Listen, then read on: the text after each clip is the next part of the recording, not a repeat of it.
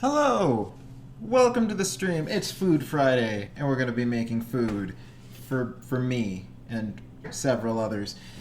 What are we doing today? We're doing Oreo truffles. What is an Oreo truffle, you might ask?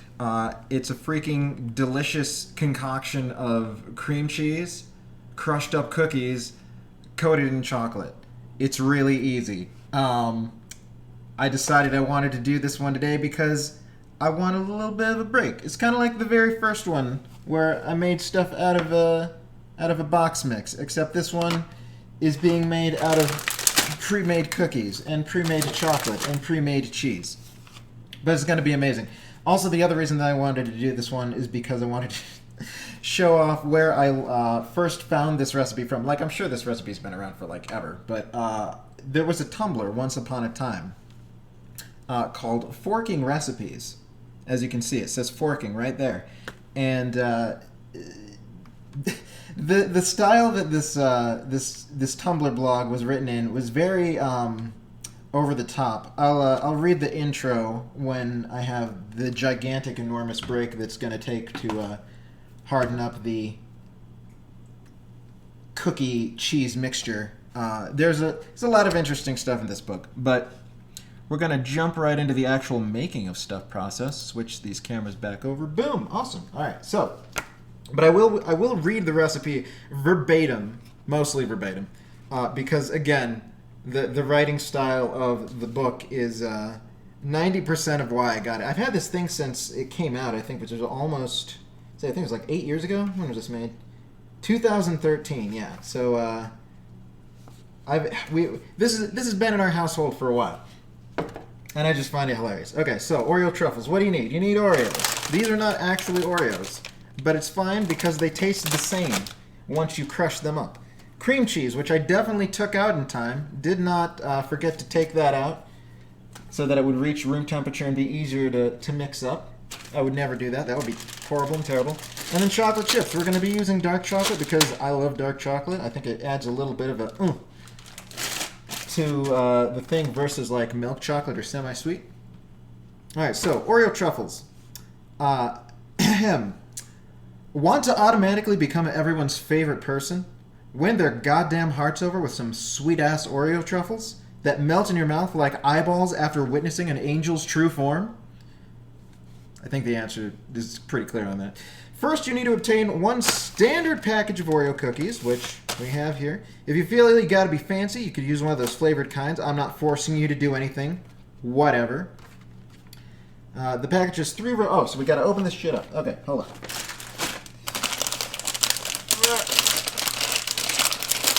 Oh, God.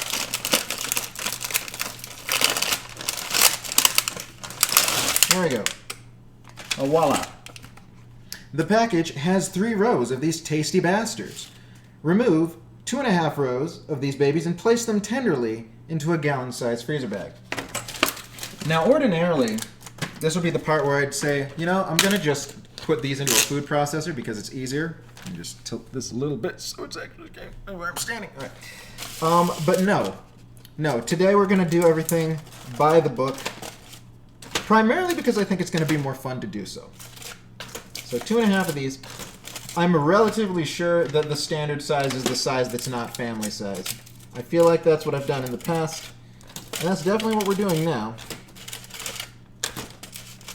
Also, doing it this way without the food processor is going to be more accurate to the way that we made them the very first time, because I don't think we actually had a food processor the first time I made these.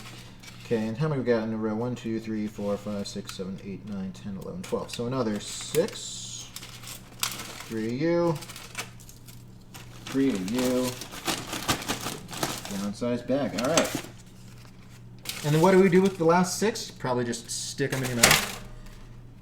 All right. Next, clear some space on your sturdiest table and remove any fragile or valuable items from the immediate area because shit is about to get real.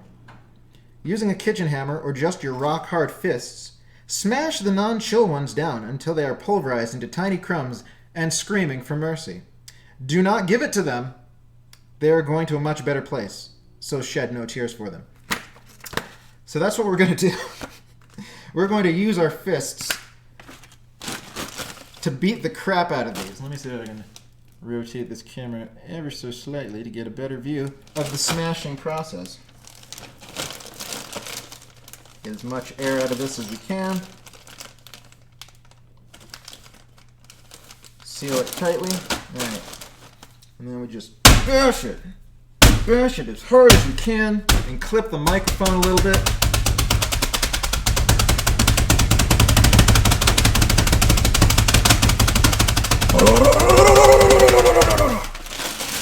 Omae wa mo shinderu.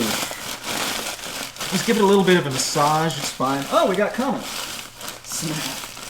Hi, Nordic Queen.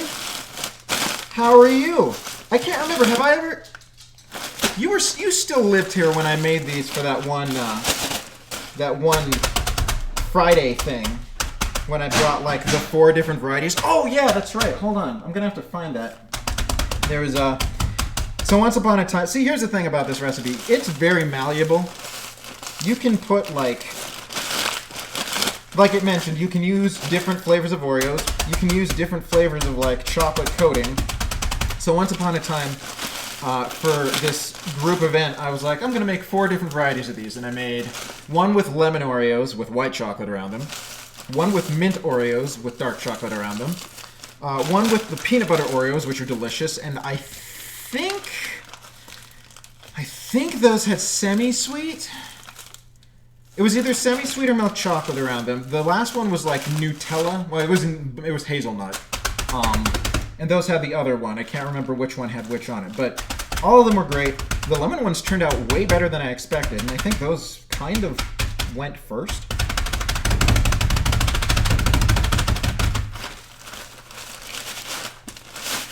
How ground up is this? Is this ground up enough? It's getting there.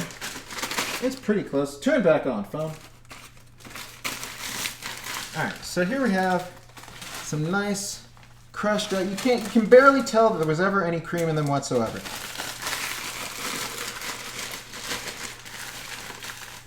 This should be about enough. It looks crumb-like enough. Like there's probably some giant pieces still here.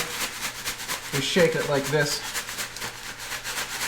Fun fact, if you have unevenly distributed sizes of things, shaking it will make the smaller ones go to the bottom.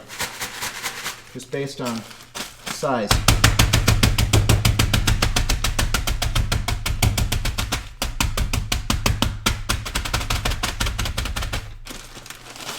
There we go. All right, so it's a pretty good job of crushing, if I do say so myself. All right, let's open this book back up. Okay, next, take an 8-ounce brick of cream cheese, warmed to room temperature, which I definitely totally super duper did. Like, it feels soft enough. This feels soft enough, but that might just be because it was at one point in time frozen and is now not frozen anymore. But I'm pretty sure this will be fine. It'll be fine, especially because we got the stand mixer here. All right, did have warm to room temperature, and place it into a large mixing bowl. Add the pulverized cookies to the bowl and mix them into the cream cheese until they form a dough as black as the hearts of your enemies. All right. Now, I don't really have a lot of enemies to speak of, but if I did... Shillelagh! Hello, Shillelagh. How are you doing today? We're making Oreo truffles. Oh, they're delicious. Look at these cookies. They're all crushed with my fists. I used them to crush the cookies. And now they're crumbs. And now, wait. Cheese, the cheese is hidden. Okay, we found the cheese. Nobody panic. Now, I'm actually using crappy cream cheese today. By which I mean generic store brand, great value, Walmart cream cheese. And the main reason I'm doing that is because A, we had it available. Like we've back. Oh my God, this is gonna date this. This has been frozen, I think, since sometime last year. Oh my. Hello. How are you doing? Yeah, this is the same cream cheese that was used in the frosting that I made for the monster cake. Yeah, it was frozen, and we recently unfroze it for the purpose of using. But like, we were like, oh, let's just stock up on stuff because who knows how long quarantine's gonna last. Yeah, here we go. Yeah. But yeah, since I'm not actually baking a cheesecake, which let me wet my hands up. When baking a cheesecake is when I insist on using Philly. Any other time, it's like just use whatever's available. It'll be fine, probably.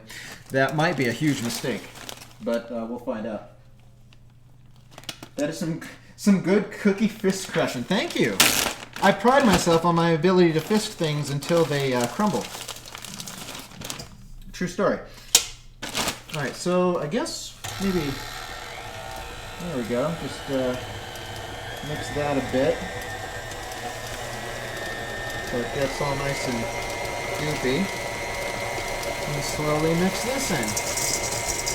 This is a lot more Oreo than cream cheese by weight, it looks like to me.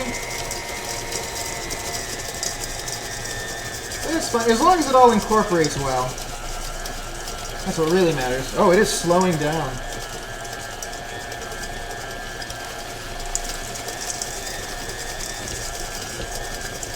Yeah, not enough Oreos yet. It is not yet as black as the hearts of my enemies.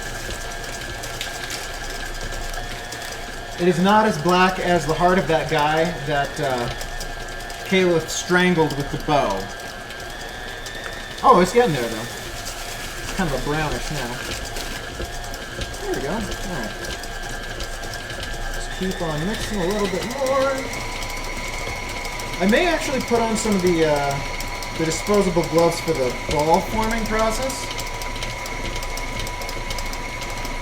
Yeah, Link Cake! I can't remember, were you here last time when that was actually first available? It was a whole 3 days ago. Oh my gosh, my memory. Alright, so once again, this is not quite as black as the hearts of my enemies, but it is very brown. I mean, it looks blacker on the screen, so that's nice. His heart will be even blacker because he's dead. Yes, Whitty says that she wants to redo it. I think it looks fantastic, but if she wants to redo it, I won't stop her. She is the artistic genius of this collaboration, so I trust her judgment on all things art-related. I asked her for advice on all the things that I've been drawing, none of which are as good as hers or yours, Shillelagh. Remind me, how long have you been doing art? I seem to remember it was a decent span of time. The funny thing, because like when you first showed me the Caliph picture, like I hadn't seen anything that you'd done before, so I had like no bar of expectation for it, and you kept on like downplaying, in my opinion, like the hype level it was going to be. You're like, oh, this is probably not going to be as good as I'm making it sound like. I'm like, okay, well, whatever you say. And then it's like, oh my god, that's awesome. That's totally awesome. Holy crap. Do more art, please. I don't know what there would be to redo. It am so small and nice. That's what I'm saying. Like, I think it looks great. I will say, though, that, like, the biggest version of it, some of the transparency looks a little bit questionable, but, like, I don't know under what circumstance it shows up like that. All right. Oh, it smells like Oreos. Super Oreo smell. Can you see this? Oh, yeah. So brown and good. I don't actually remember regarding how long you've been drawing. Well, I mean, has it been 5 years? Has it been 10 years? Has it been 20? How about 40? Has it been 40 years?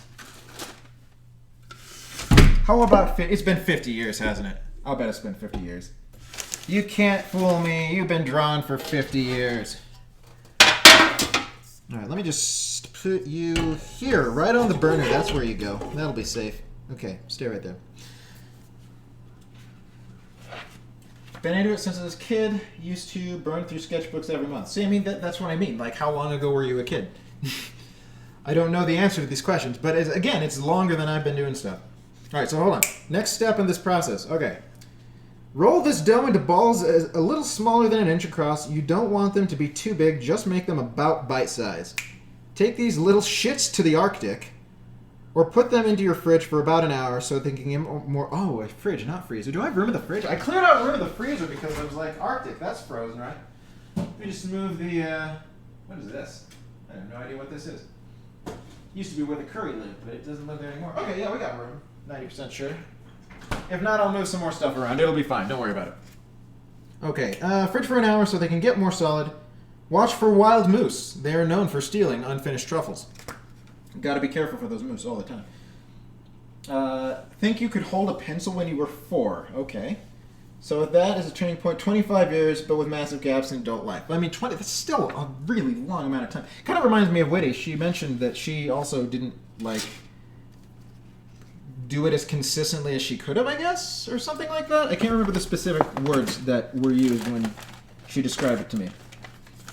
Okay, so here's what we're going to do. Well, first off, can I turn the light on here? Light. Where the crap is the light? There it is. Found it. Okay. All right. Probably unnecessary, but we're going to put it there anyway. Also, open up more. Open up more.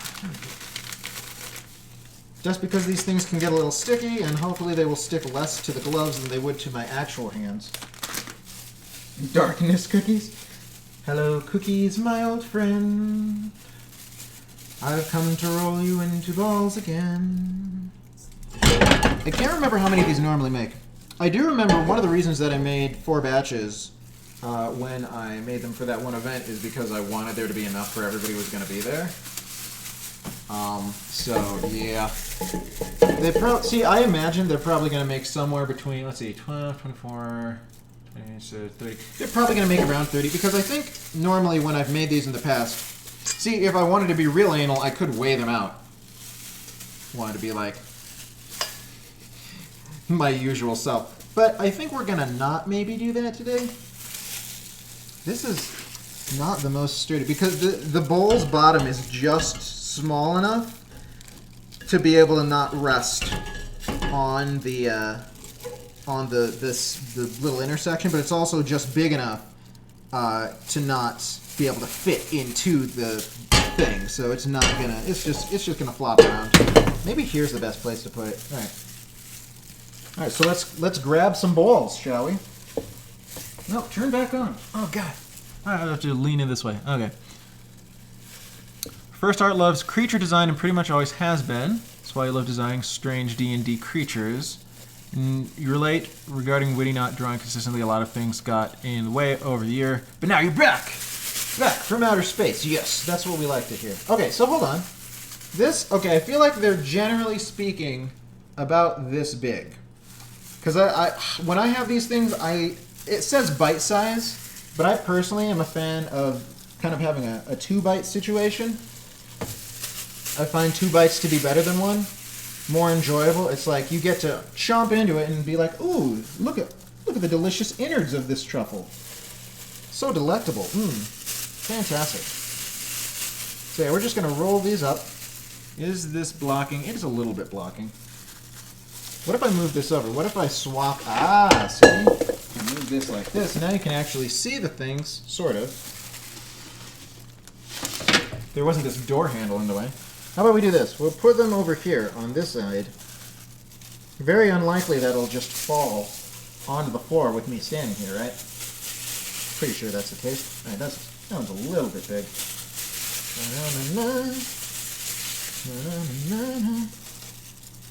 See, this one's also a little bit big now that I think about it. See, this is why I normally weigh things, guys. Your ears are burning. What's this about you being wildly inconsistent? I didn't say wildly inconsistent. I said that you had mentioned that when I was like, oh, how long have you been drawing? And you, like, how long did it take you to get this good? And you're like, you've been drawing for such and such amount of time, but you weren't consistent at it the whole time, like throughout your entire life, like, or as consistent as you could have been or something. Like there were swaths of time that you weren't drawing. At least that's what you made it sound like I thought. Correct me if I'm incorrect. Ah, yes, this is true. Okay, good. I'm not a liar. Thank God. I would hate to be a liar, especially when talking about you, because you deserve to have the truth and nothing but the truth said about you. Da-na-na-na. Look at these things. They're so cute. They're so adorable. Oh, I almost wish I had bought more things so I could make more of them. We have enough cream cheese to make more, and we have enough chocolate. I actually bought 2 bags of chocolate because, well, so, alright, here's the thing. Whenever I've made these in the past, I've had an issue with them kind of seizing the chocolate during the coating phase, which is not great, necessarily. But I think I know why that's been happening, and I think I know what to do. I think I've honestly just been overheating the chocolate. So if I just keep an eye on the temperature while I'm coating these things, I think it'll probably just be fine. Yeah, I think the longest gap I've had was like 6 years. Wow. After 2 years of art school. You know, I've only ever taken one art class. It was back when I was going to college for video game design. And the thing about that class is that our teacher could not teach art. He could do art. Like, he was a great artist. But he was a shitty teacher. He could not teach at all. He was also a very peculiar individual. I remember there was a story that, I think we weren't supposed to be told this story. The department head for the game design course, he was talking about this guy one time to our class, and I don't remember what brought it up, but like I think our class was just like complaining about him. And he told us this story that this guy ended up, he was like gonna go to some hoity-toity art-related like award thing or something. I think it was like winning something, like it was off in New York. So he flew there, but he like didn't bring any extra clothing or something. Like, this is the kind of guy this person was. He was like, yeah, I'm just gonna absent-mindedly forget common sense things because, you know, it's like, what the heck, man? Did you feel burnt out after the art school? Lol, regarding can't teach art. There's so many teachers like that. Yeah, right. Actually, come to think of it, this was the only drawing class. I took another art class in college, but it wasn't necessarily for creating art. It was a Photoshop class. So that's where I learned how to use Photoshop and why I can kind of use Photoshop today. Because I learned how to do it. I remember in high school we had a knockoff Photoshop variant called, oh God, what was it called? It started with a U. It wasn't Unreal. Unreal's a game engine. I think it was called like U-Lead or something? Something like that. Someone sanity check me? Photo Impact. I think it was U-Lead Photo Impact, maybe? Is what it was called. It was very similar to Photoshop, but like some things were different. And I remember at one point trying to use Photoshop after using that, and I'm like, I don't know what are the features. The features are different and weird and scary, and I don't like them. So it took me a while to actually get into Photoshop, but then I was, taught how to do it, so everything was fine. Like that. How many we got? So 1, 2, 3, 4, 5, 5, 10, 15. Okay, so we got 15 so far. I don't know that we're going to make up to 30. We'll make as many as we can. It'll be fine. As long as I have 2 dozen, that's all that matters to me because, well, maybe a little bit more than 2 dozen so I can actually have some. But I kind of want to give some of them away. I've got some people in mind. One of them, so we have these neighbors. I say neighbors, they're kind of not super close by. A couple blocks away that we're friendly friends with. And I feel like we have this almost like one-upmanship of generosity thing going on with them. Because they gave us some nice, happy, fun, delicious Christmassy goodies, and we gave them some, and they gave me like this, I think it smells delicious. This delicious smelling soap thing. Just like it happened to be on my birthday. I'm not sure if it was like specifically because of my birthday. But I was like, yeah, here, have this. And I'm like, oh, gee, thanks. Oh, well, take this. It's dessert. You can eat it, and it smells good. You can't wash your hands with it, though. I would not recommend that. Not advisable. But yeah, so I'd like to give some to them. They have enough people to eat them in the household, so it would be put to good use, I think. Oh my God, there's so much stuff here. Garwood kind of was more like all my professors were like, become an art factory. Do whatever your commissioner asks. You can't afford to choose. Oh God, that's terrible. It doesn't sound like fun. So I think it was less burnout and more overly discouraged. Ugh. Interesting regarding Photoshop class. Did you attend art school? Haha, yeah, the neighbors would love some of these. They're gonna. They better love them. If they don't love them, I'm gonna judge them harshly. Took art classes in elementary, middle, high school, but chickened out and did web dev for college because I was discouraged as well. I don't know if I would consider that chickening out so much as like, just branching off into something else. Plus, is it like web design has a lot of artistic aspects. It's just not, the same as drawing. We're gonna run out of dough. Okay, so we got 5, 10, 15, 20. We might be able to get to 25. I think we can hit 25. That seems like a reasonable goal. This one's a bit small though, so I'm gonna add some to it. Also, side note, these gloves were a great idea. No regrets on the glove front. Oh, that one's still too small. See, now I'm worried about making them too small or too big for... Okay, that's good. That's the right size. Okay, do we have 2 more here? Yeah, we got at least 2. Maybe even 3.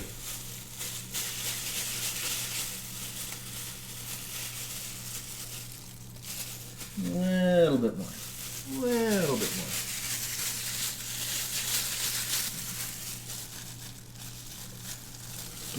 Get there. And this one would be too big. I think actually we're gonna have a little bit more than 25, but not enough to have 26. Interesting.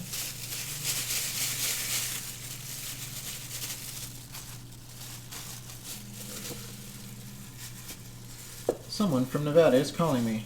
It is probably a robot, because its number is very, very similar to the number that I have. Alright, is this enough to make another one? I could just make a teeny tiny baby one. Little bitty baby. The littlest truffle. Alright, there we go. Voila! Alright, so now we have all of our Oreo truffles. We're going to put them in the Arctic for an hour. Oh god. Okay, so how am I going to fill an hour, you may ask? I have a couple ideas. Alright, will you fit? Are you going to fit in the thing? Oh, almost. Just about. What if I turn you this way? Will you fit then? Almost. Okay, we're going to move the eggs. Nobody panic. Everything's fine. Eggs go burr. Oh god. Okay, we can panic now. This is not the sturdiest egg container. Alright, there we go. You stay there. You scoot in. There you go. You go right up here.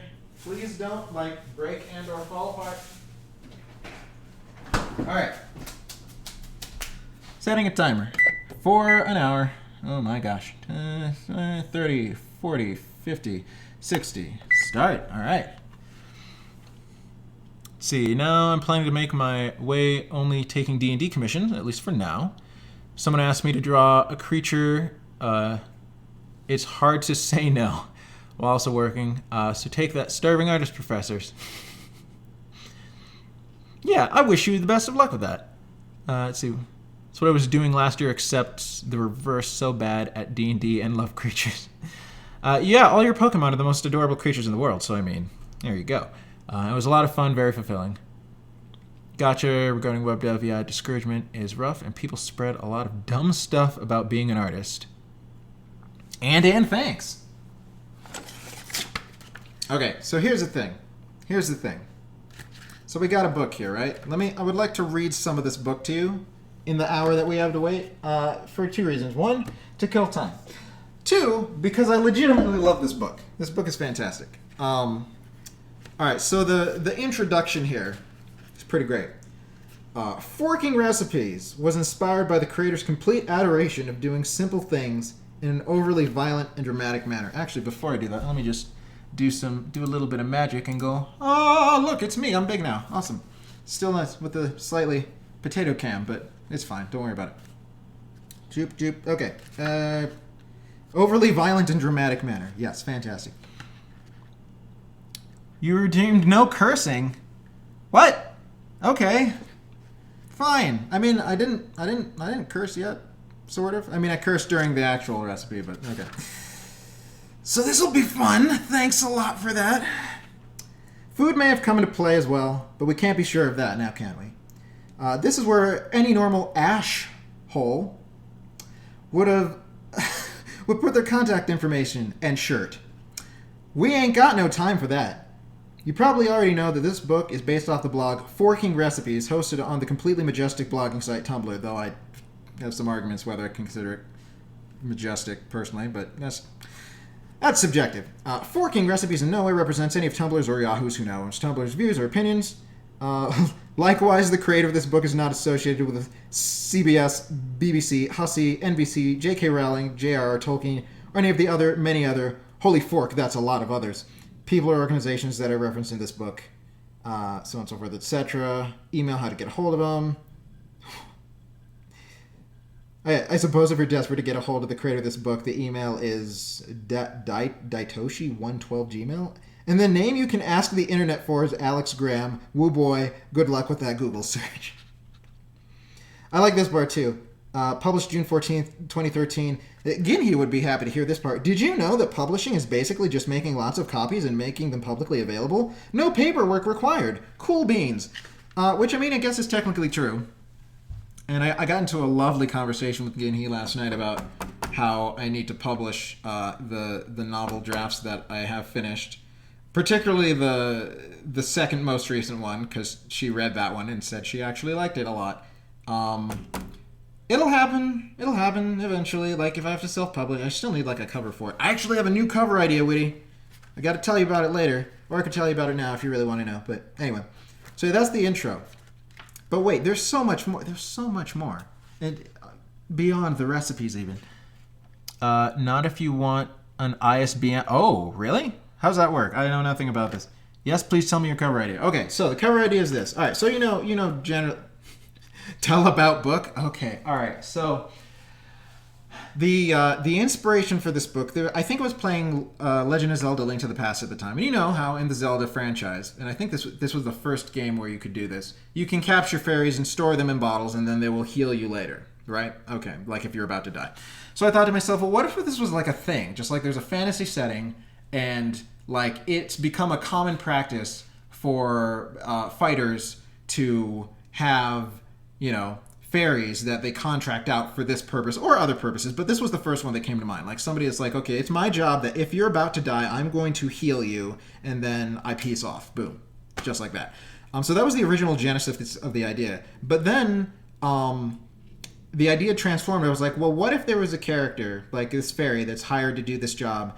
And then when she was supposed to leave, for one reason or another, she didn't want to.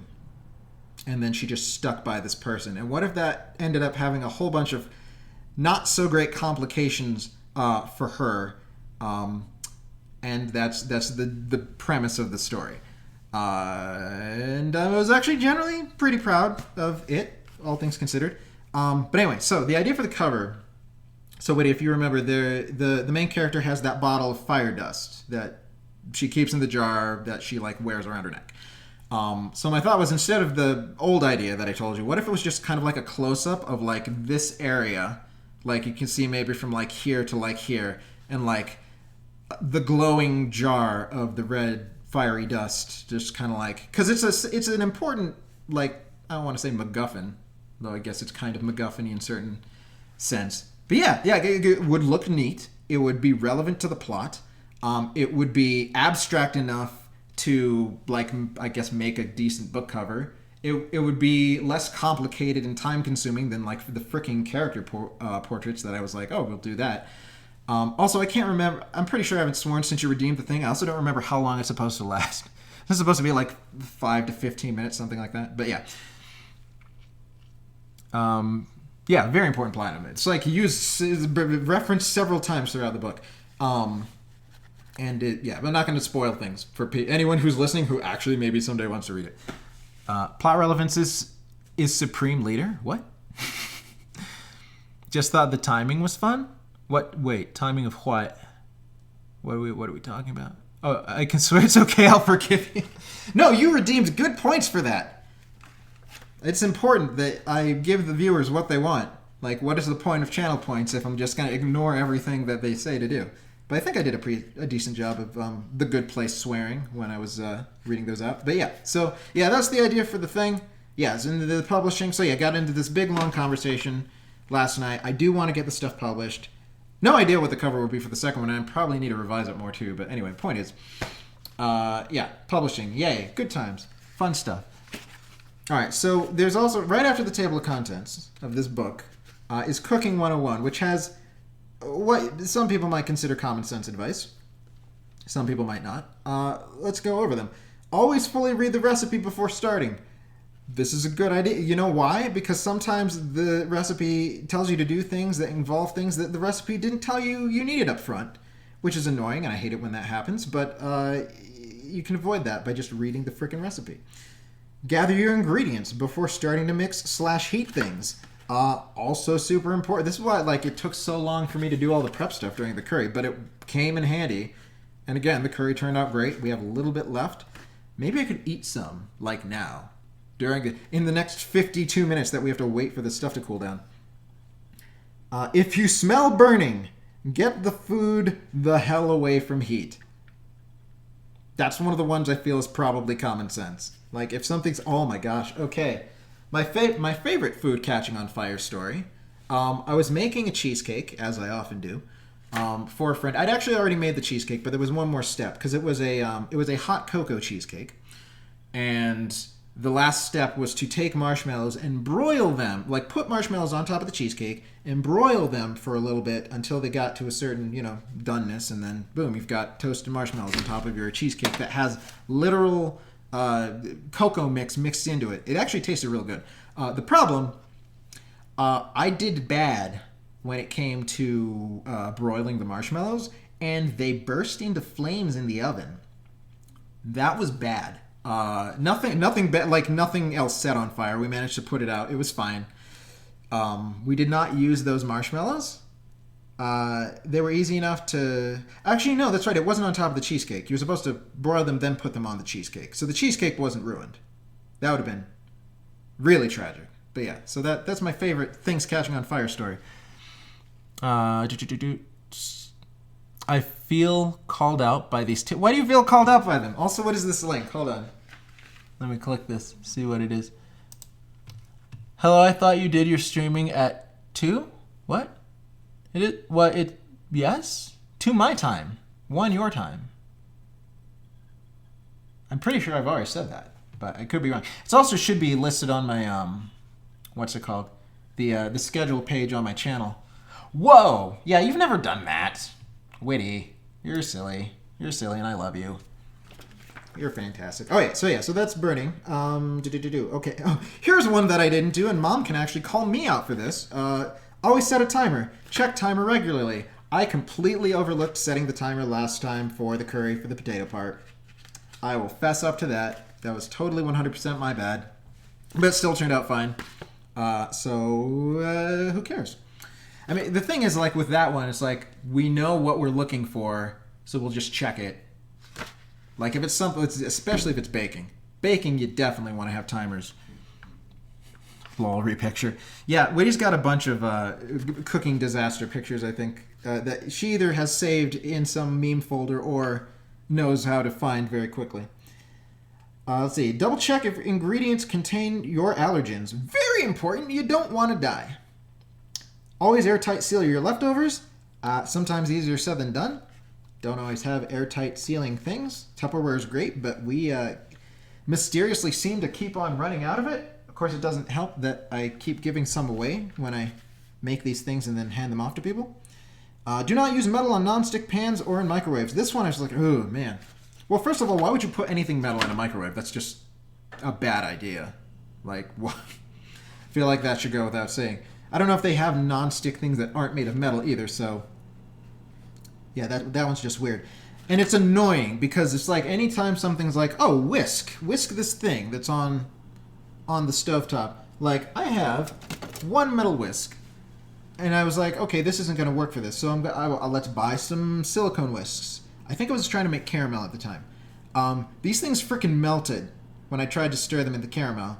So I needed either a sturdier non-metal whisk, or I need a stainless steel pot to make some of these things that require lots of whisking, because again, metal on non-stick, not good, not smart, not fun. All right, everything cooks at different speeds and at different temperatures. That's what recipes are for, right? That makes sense. Keep your knives sharp as hell. Dull knives make cutting clumsy. Yeah, this is one that's real important, and I am super glad that we actually have this super duper easy thing to sharpen my knives with. Anytime I'm going to be cutting something that I think is going to be a super pain in the butt to cut, I always make sure to sharpen it 5 or 6 times. Here's another common sense one. I'm like, what the hell are you talking about? Preheating an oven means you let the oven get to a certain temperature before you put anything inside. Preheating is important. Who doesn't know that? Relevance. Sin, this is the image I was referencing when talking about how pressure cookers can be dangerous. I'm afraid to look at this. How even... Okay, first of all, why is that on top of the stove? So it launched the lid up into the ceiling and also buried the pot into the oven? I almost... Like, what the heck? I wish they'd taken a video of that. That is almost unbelievable. Wow, okay. Yeah, I don't know. I don't know how that would happen. Not gonna lie. The fourth, yeah, but how? Okay, I don't know. I'm not gonna question it. I don't know the science. I don't know how many psi was inside the pressure cooker, nor how it managed to release itself in such a way. But apparently it did. I just hope nobody got hurt in the process. Also, let me just hold on real quick. Fill this with some nice hot water to get it starting to be rinsed out, so that it doesn't cake to the side of my mixing bowl.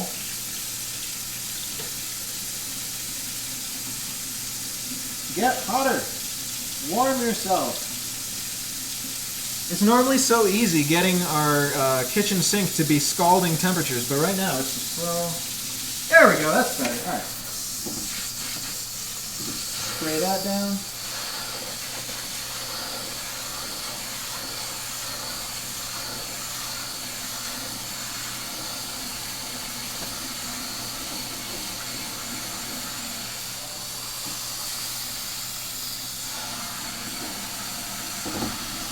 By the way, Witty, if you would like to lick the paddle clean of any of its truffle inner residue, you know. Oh, what's that? That's the sound of Witty approaching. Amazing. Yeah, it should never be left unattended. The pressure cookers? Yeah. We leave them unattended all the time. No, because it's a Don't we? stovetop one. Oh, wait, hold. Okay, read Oh, the chat. Wait, hold on. It's on the stove because traditional pressure cookers are just heated on. Who the what? Why? Yeah. That sounds terrible. Yeah. Who would do that? Everyone, That does not sound smart. Since that's how That's pressure awful. cookers were That's before. awful. That's like That's cooking rice on the stove as opposed bad. to using a rice cooker. I mean, sure, but God, no. you know, don't. if cooking rice could cause your house to explode. Right? I mean, oh, jeez. Okay, well, now we know. Yeah, don't leave anything that's over an open flame unattended. That's just a recipe for disaster. Oh my gosh. All right. Oh, speaking of kitchen disasters, the next one it says, it is possible to burn water. Keep an eye on your damn food. Let's see. If a fire starts, smother it with a pot lid or throw lots of salt on it. Never put water on a grease fire. This one I think is not common sense. I think there's a lot of people who don't know that that's a thing. Yeah. So yeah, very good, very important advice. We Everyone also should have know. our fire extinguisher. Yeah, it's right over there. We've actually got a bunch of those other ones. Mm-hmm. Yeah, we talked about this on the last stream, I think. Or did we? I don't know. No, it might not have been on stream, come to think of it. But yeah. And then the last one right here, follow the forking directions, which is why we decided to punch the cookies instead of put them in the grinder thing. So yeah. Now you know. They scary. They are scary. They scary indeed. Okay, but wait, there's even more. This book just is the book that keeps on giving. It's a great book. Because right at the end we have, come on, here we go. Life advice. Did you remember this was here? Mm-mm. Oh, I had forgotten it was here too. All right, so let's read some of these and It's been forever since I've read this book. right? Like I was mentioning that we got this in 2013, like shortly after it came out. It feels like so long ago because it was so long ago. All right, so number one, the first one already is golden. Disposing of a body is fairly easy as long as you're not squeamish. Disavow. Just gonna I mean, it's true, but disavow. Body language is just as or more important than words. Very true. Very true. What was it? 95% of communication is nonverbal, something like that. So. Yeah, I mean, again, I don't know if that's so much life advice or just a fact. Let's see. It is far more useful to say, I made a mistake. I'll try to do better than to say, I'm sorry. Yes. I just good. That's good. It's good advice. That Well, one's actually it advice. does depend on the person, but How do you mean? some people want you to just say you're sorry. Oh, well, could say both. Mm-hmm. Anyway, I mean, but I like the follow-up to this. It says, if you fork something up, try to fix it. If you can't fix it, make it look like you tried. Yes. Put in some effort. Nothing drives me crazier than someone who will just say, I'm sorry, and then do the thing again. Again, yeah, you're not actually sorry if you keep doing the thing. That, you know what that reminds me of? Or they don't try and make any kind of restitution. Like, I am sorry that you are upset by what I'm doing. Isn't that great? Don't you love it when people say that? I mean, I've said that sometimes. I am sorry that you are so stupid. I'm sorry if you were offended. Right? Oh. Okay. You have the right to be offended, and you have the right to offend. That's the way I look at it, personally. Not to say I've never done that before. Incidentally, it is also when very... I hate the person's guts and I don't actually want to apologize I just want to... You don't hate anyone's guts. You're just too full of love and understanding and acceptance to ever... Oh, just go to hug this girl. We're so cute. Squeeze her. Okay. Alright, more life advice. More life advice. The fastest way to get chores done is to think of them like doing favors you're doing for someone you love. Do the dishes so your loved one doesn't have to. And this actually is a lot of the chores that I do, because I know Whitty doesn't like doing the specific ones that I don't mind doing.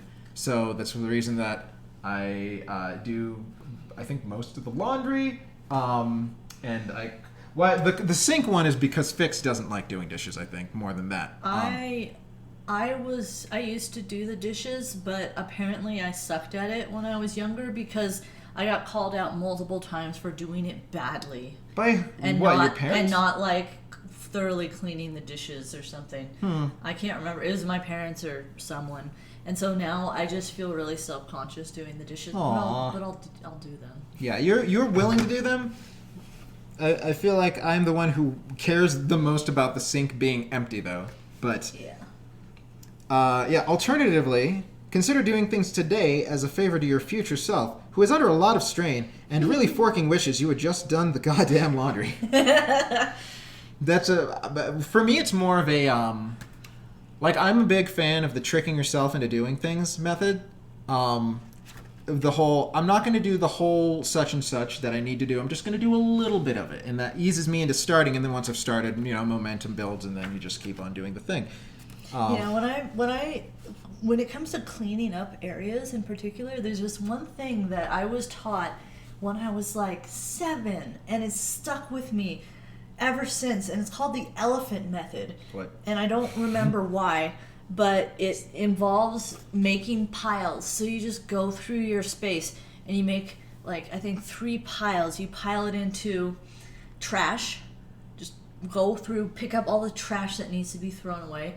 And then you go pick up all the stuff that needs to be moved to a different room. And then you go through and you pick up stuff like laundry I guess that needs to be moved to a different room. I mean, it depends on if it's clean. Yeah, but it's such a nice way to split up the task. And it's a good way to trick yourself into doing the work, too, because, how hard is it to pick up trash? Anyone knows how to pick up trash. It depends how much trash is in your room. It's straightforward. It's got hints of Marie Kondo's method of doing things there. I like that. Yeah, but it came, I don't know how I do wonder why it's Kondo's called... been. I don't remember. I'm going to have to look it up. I remember it was just one of those, they printed it out with a cute elephant clip art and gave it to me because I was an ADHD piece of not very good at managing myself for most of my childhood. There. I have journal entries from first grade talking about my new Ritalin prescription.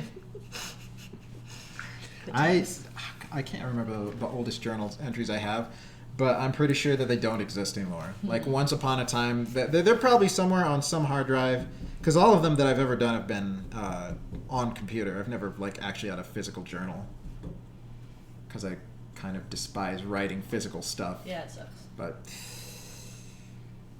where was I? I was here. Okay. Always return something borrowed in the same or better condition than when you got it. I'm not sure how you return things in better condition than when you got them, but unless you're like repairing them or something. Yeah. Like that seems or, like weird and hard to do. You know, if you borrow someone's car, clean the car up. Okay. See, borrowing cars is like, yeah. I would not want to lend someone a car. No. I would be, it's like, what if it comes back dead? Yeah, or like fill it up with gas before you return it kind of thing. Speaking of, this is 2 down.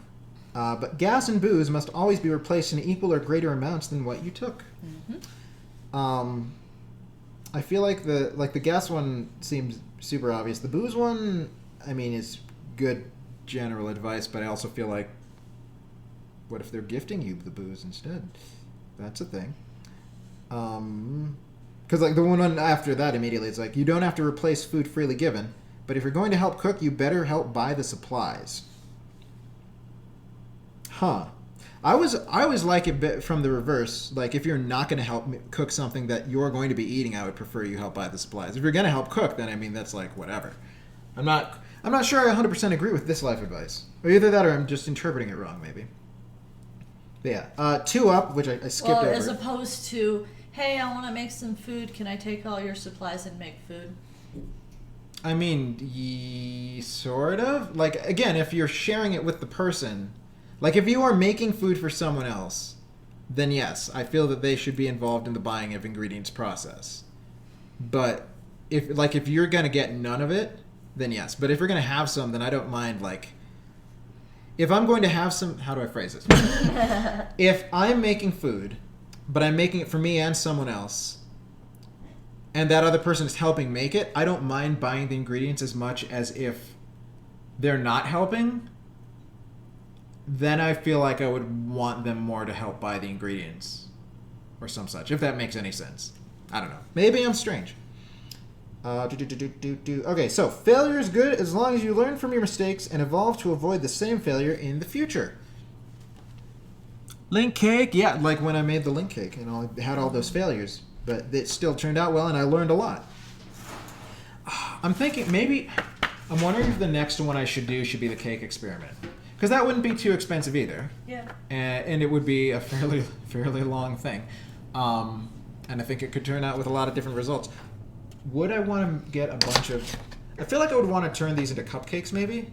Just because it would be easier to have like a bunch of different ones and be like, oh, just have a little bit. Reasonable. They would cool off sooner, could taste test them faster. But yeah, maybe that'll be on Tuesday/Wednesday/ probably not Thursday. I like having a day between streams. Ooh, this one's fun. You suck, and no offense, but should be used in a playful manner. Yeah, you should probably not seriously tell people that they suck, though people can suck in a fun way. That probably sounded worse than I meant for it to mean, but that's fine. If you're going to do something crazy, go all out. Forget embarrassment and just leap for it. I feel like that's the entire premise of this food stream. Oh, well, the book too, yeah, I mean, for sure. Don't be afraid to do crazy things. Society's normal is forking boring, and crazy things are easier than they seem. This is true. I think that some crazy things are difficult, especially with like really elaborate thoughts on what crazy things you want to do. Embrace passion and stubbornness. Those traits get stuff done. Yeah. Mm-hmm. Very true. Greg Hampton. Hello, Greg Hampton. Hey, buddy. Just wanted to say hi. Playing some video games with friends, but hi. Well, hi. Thanks for stopping in, and I hope that you beat them at these games, because you're mighty, and they're not, presumably. I don't know. Maybe they're better. Maybe I don't know. It depends with the game. We need to play more Smash Bros. Did we ever play Smash Bros? We should have if we didn't. It's cooperative ghost hunt. Oh god, you're playing Phasmophobia. Talk to Guinea about playing Phasmophobia. She will be all for yeppers.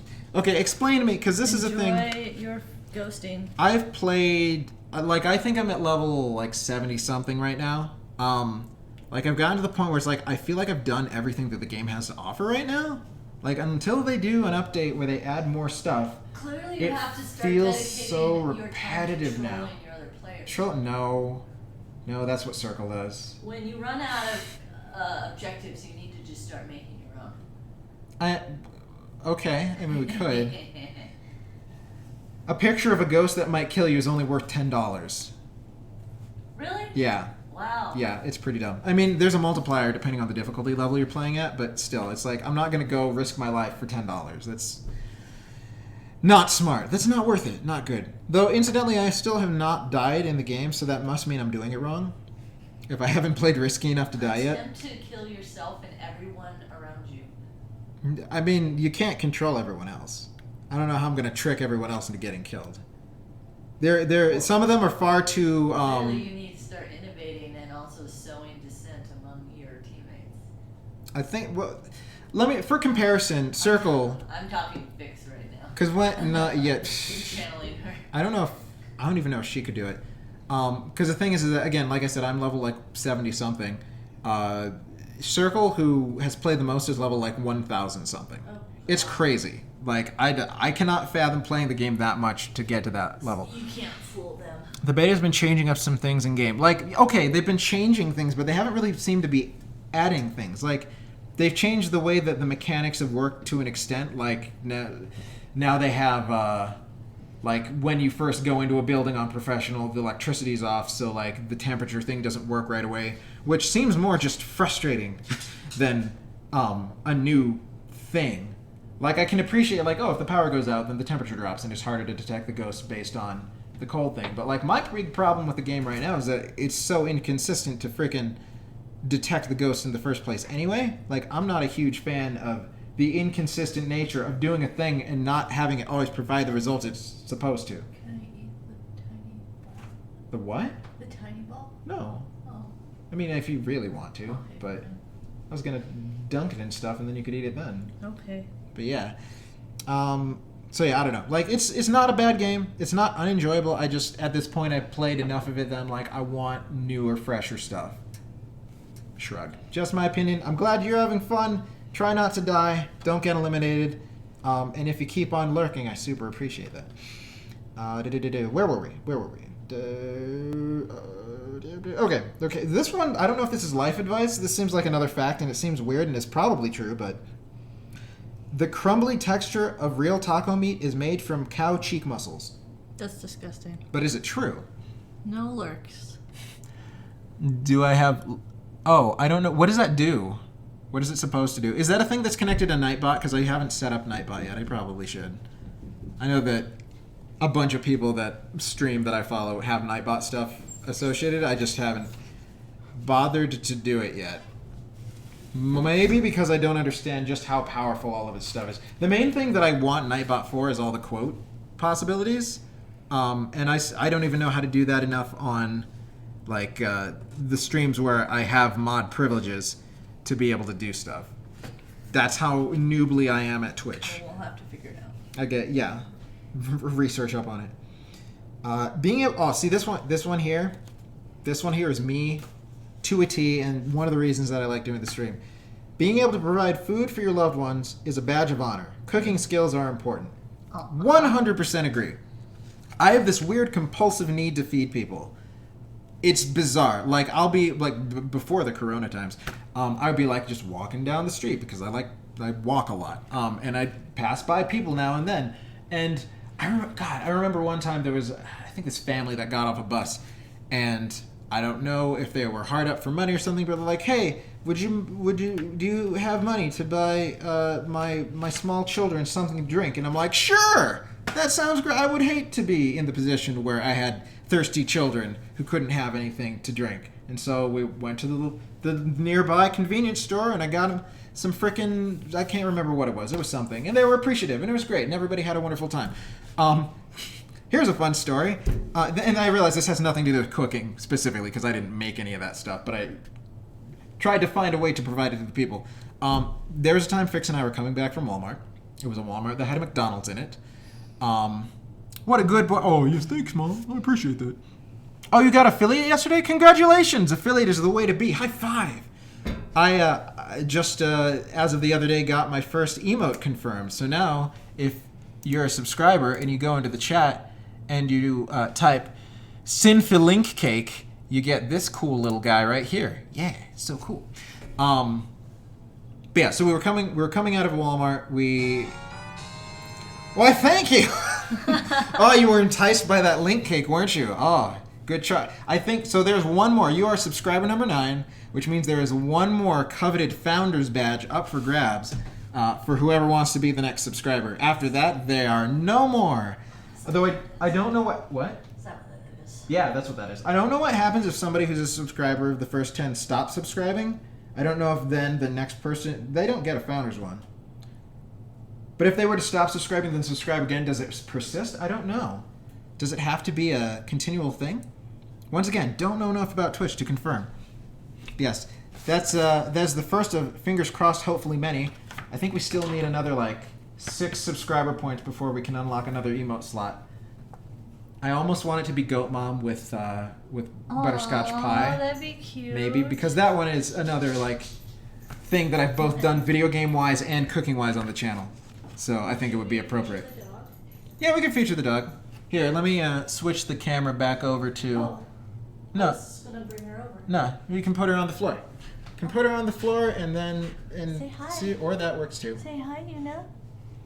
Oh God. Yeah, get her fur all over the place. Down you go. So cute. Okay, Una. Such an adorable dog. Sit. Sit. Good girl. Down. Down. Hey, hey. She doesn't actually really know how to do tricks. She Hold on. just kind of goes through all of them until the right one gets Back triggered. up. Back up. Back up. Yeah, no, she knows. Right into the oven. Go into the oven. Shake. Yeah. That's a good girl. She getting any treats? Oh yeah, let's get you guys some treats. Hopefully the 2 dogs will not fight. Oh, that'd be a great thing to show on. They have a tendency to do that sometimes, which is not the best thing in the world. But okay, yeah, the Walmart story. Okay, so once upon a time, Fix and I were leaving a Walmart. McDonald's and the Walmart. I had gotten, I can't remember why I got the specific amount. I had 3 sandwiches. I remember that much. It was relevant. Shillelagh! Shillelagh is the thank you so much. Oh my god, both of you are amazing. And then there were 10. And you know what that means? That means in some amount of time, Twitch will actually send me money to help improve the stream. So thank you so much. We're probably going to spend the first amount on, well, either A, a battery for the laptop so I can actually move it around, or B, Wi-Fi, not Wi-Fi, eat it, doggo. Good dog. Bluetooth cameras so that I can have a better setup and move things around and you can see more angles Sit. all over the place. But thank you so much. You guys are awesome. You guys are awesome, and I love you deep down from the bottom of my heart. But now I regret to inform everyone else you can't be a founder until I make partner, because I know partners get more founders badges, and I don't know if those are added on top of the existing ones or if they're any different in any way. But I did read that that was a thing. So that's awesome. Show off your link cakes with pride. Back to the story. Eventually I will get through the story, I promise. Yep. So we left the Walmart. I had the sandwiches. We encountered this guy in the parking lot. And he's like, hey, do you guys have any money that I could use to buy some food for my kids? And I'm like, oh, that sounds so sad. I would, again, hate if I had hungry children that I couldn't feed. So I'm like, well, I got some food here. You could take this bag of food that I was going to have for myself and give it to your kids. He's like, oh, no, that's not going to work. I got 3 kids. I'm like, well, I got 3 sandwiches. He's like, never mind. And he leaves. So very clearly he did not give a crap about the actual food or feeding his kids. He was just trying to get money for who knows what else. Because, like, if you have kids that are hungry, you take the food that is provided by the weird stranger. It was surreal. It was so weird. No, that happens all the time. But yeah, there's been other instances, but those are probably my 2 favorite stories of me feeding people that I didn't even know. And if it's somebody that I do know and do care about, Attempting to feed people. If it's somebody that I do know and do care about, then I will go to weird, strange, extreme. There was this one time I tried to make pho. Nordic Queen, you still here? If you are, then that's cool. But like, there was one time I tried to make pho from scratch, because I knew that it was her favorite meal. And the first time I tried to make it, it turned out okay. When I tried to make it on the day, it turned out not great at all. I think because I burned the aromatics. So we ended up getting Texas Roadhouse instead. But I tried. And that's the point. Haven't tried since. I think it's one of those things I think I just prefer to buy pho, to be honest. But who knows? Maybe someday we will revisit the pho asco. and actually do a phenomenal job at it. So, yeah. All right. Yeah, So you need to have a channel points thing of make a really bad pun. I think it would be more likely to have a channel point thing to don't do any more puns, please. Oh, okay, yeah. Because- Either one of those would be great. Because puns are like my brand, yo. Can't get away from them. Yeah. So cooking skills are important. All right. Next, feel free to disagree with someone's opinion. That's a good one. I need to learn that You're one. entitled to your own opinion. You don't have to agree with people that you don't agree with. That's how being an individual works. And caveat to that, well, not caveat, but corollary. Maybe axiom. You can disagree with someone's opinion without being an asshole. Also true. It's very possible to do. Yeah. It takes much more skill and tact and social aptitude to respectfully disagree. Being civil is a lost art, I feel. Which is why assholes like to poo-poo it, because they don't want to admit that they're just bad at being social. You know, there's this more Guinea stuff. So we've been watching season 10 of RuPaul's Drag Race very, very slowly because much to her protesting, I don't watch like a whole bunch of episodes back to back with her. There's this one person on the show who's just kind of a huge bitch, but continually played it off like, oh, this is just the way I am. This is just who I am, like my personality. It's like, if your personality is you are abrasive and hostile to people, maybe you need to do some soul searching and like become a better person. Using this is just how I am. This is just how I am to excuse not great behavior, and we're gonna get to more of that if we can. This is blowing right by. We only got 20 minutes left to wait on our frozen stuff. I keep interrupting you. Maybe, but that's fine. That and awesome, wonderful, majestic people keep subscribing and saying wonderful things and just filling my heart with joy. But we'll get to that. Don't you worry. Next up, free speech does not mean freedom from consequences of what they've said. Yeah, if you say dumb things, be prepared for people to, call you out on it. Yee? Yee? What are we yeeing? Oh, the fact that I love you? Deep down inside? Yes. Yee to that. Oh, this one's also good. There are wonderful people with stupid ideas and hateful people with brilliant ideas. It's true. So if there's somebody that's hateful, they may still have a good idea. Like the things they say may still make sense and be funny. It's like worth things doing. aren't black and white. It's crazy. How many shades of gray are there? At least 50. At least 50 shades of them. Pretty sure. People change. This is good. It is also very frightening, but trust me, it'll be all right. Yeah, the only constant is change. Impermanence. Oh, Buddhist philosophy. Duh. Impermanence is something that I am very gradually getting more comfortable with in terms of someday death happens. You'll Man, get there. getting deep and existential up in here. Speaking of existentialism, life is a nature hike. When you whine and wait eagerly for the end, you'll miss the entire point of walking. That's why my favorite game is called Journey. Oh God, Journey's so great. Yeah. Should replay that.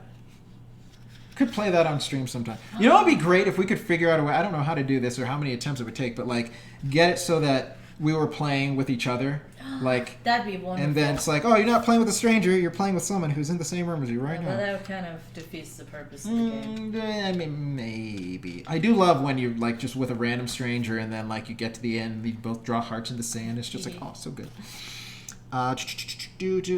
Here's what: if you're lost, ask for help. Or Google. That is asking Google that's asking a computer for help. So, but yeah, don't just try to do things. If you have no idea what you're doing, don't just try to muddle through, because that will probably not end super great. Although sometimes experimenting with things is not a bad idea, like cooking. If you get the chance to do something that terrifies you, do it. Gotta caveat this with sometimes, maybe, not all the time. It depends what it is. But if it's something that you're afraid of that, like, you don't need to be afraid of, that won't harm you. Or something you want to do. Or, yes, if it's something that you want to do that you're scared to do, then yeah, don't let fear stop you. Like, step out of your comfort zone to live your dreams and stuff. That is good advice. Compliment people for things you actually admire about them. If you notice they have great teeth, tell them, no matter how awkward you feel about it. I feel like genuine compliments are a good thing. Not like, insincere flattery and stuff, but and not saying nice. Well, I guess that's probably the point of flattery: saying nice things to someone with the expectation or hope that like something will happen because of it. That's flattery. Just complimenting, saying something nice about someone just because it's a thing that's there to say a nice thing about. Good advice. Sometimes I worry people think I'm a creep just because I compliment them randomly, but it's still nice, and I can tell that they are like happy about it. Usually. Yeah, there are people who find it challenging to accept compliments gracefully. I think there's a lot of people who are trying to get better at that without depreciating themselves immediately after getting complimented. I know that sometimes, but it's work. We're all works in progress. It's okay. Change happens. It's okay. Aww. Yeah, I agree. Thank You are not a creep. You're amazing. I love you.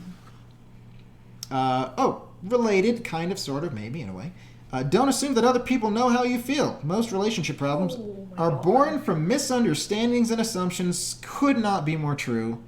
Long ago, I came to the conclusion that the vast majority of conflict arose from misunderstandings between people.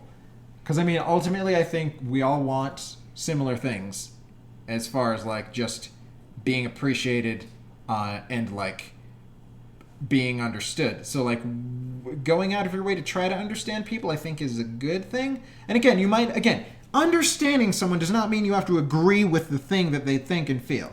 But understanding where they're coming from, I think, is important. Like, I'd say that most relationship blow-ups happen because of misunderstanding. Because if you understand them and you disagree with them, then you say, okay, we disagree. Maybe this means the relationship can't continue, and so we will amicably depart. or at least maybe, like, the relationship will not continue in the form that it is. Right, yeah. I don't know, like, if you're not in a relationship with a capital R relationship, like, you could still Whatever be that relationship may be. You don't necessarily have to cut them out of your life entirely. Unless, of course, they pretend to be somebody to catfish your girlfriend, and then you cut them out of your life entirely. Oh. Good times. All right. Here we go. All right. However, there are some, and I'm going to modify this a little bit. Oh, it's just People do the stupidest things to try to fit in regarding conflict arising from common human feelings. Yeah. Yeah, that story.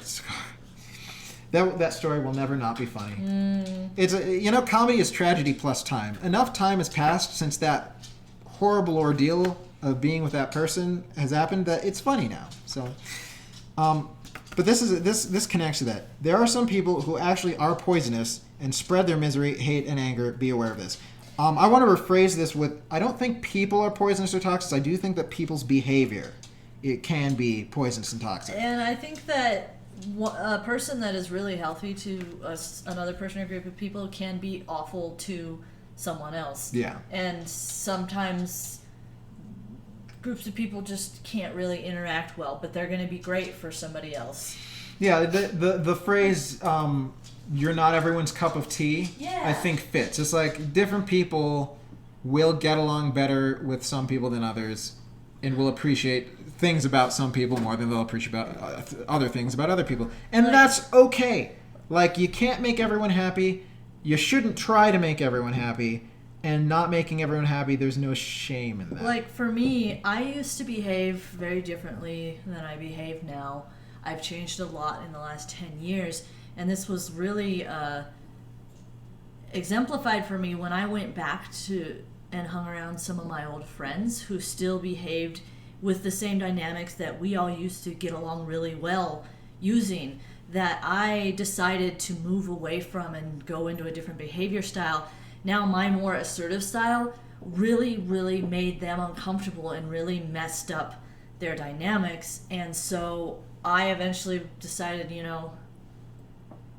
this isn't good for either of us. And so now we don't interact as much because they're happier in their own way of communicating and relating, and I'm happier with my way of doing things, and we all just get along separate from each other. Knowing who you're talking about. Oh. Right? Someone not appreciating you doesn't mean you're not appreciable. Yes, yeah, appreciable. That's And the how thing you pronounce is the that if I were still back in that old place, in the old situation, if I were still in that social dynamic, my current behavior would be really bad for me and everyone else, and it would hurt me. And so it's not necessarily a case of right or wrong. Yeah, this kind of reminds me of bringing it back to the Buddhist stuff, the parable of the raft. Yeah, Like, yeah. so there's things that you may, like behaviors, beliefs, practices, etc., that at various points in your life are gonna be beneficial to you and help you out and so on and so forth. And then you may reach a point in your life where that's no longer the case. And there's nothing wrong with leaving those beliefs or practices or behaviors behind. And doing so doesn't mean that they weren't beneficial and useful and helpful and good and important in the past. It just means that you no longer need them. Yeah. And so you don't need to keep carrying them around arbitrarily just because at one point they were important. So, like, learning that was like, oh, that is really, really good advice right there. Yeah. It's hard to let it go, too, especially when you've placed a lot of your identity on it and maybe even argued with people about it in the past. But you got to just decide what's most important to you is being healthy and happy or proving yourself right and immutable forever. Yeah, right and immutable forever. That's the title of my autobiography. So this next one I'm going to preemptively disavow. Even though, again, it is true facts, technically. The best way to drain a body of blood is to hang them upside down and slit their throat while they're still alive. Gravity and a still beating heart will do the rest. Disavow. That is how you... But slaughtering animals, isn't that a thing? That's how you make kosher meat. Oh, really? I believe, is you have to slaughter them while they're alive to get the Well, most everyone's blood out. technically slaughtered while they're alive, right? I mean, you have to beat them while they're alive. There we go. If I recall, I may be wrong. I was under the impression that this was the case, and people were getting into a big fuss about it for understandable reasons. Yeah, I don't know enough about what makes something kosher or not to 100% say that's true, but that sounds like a thing that I've heard before, or at least part of the process. Doing research on chicken processing. We also do maybe research a on little bit. delicious Hebrew national hot dogs. So good.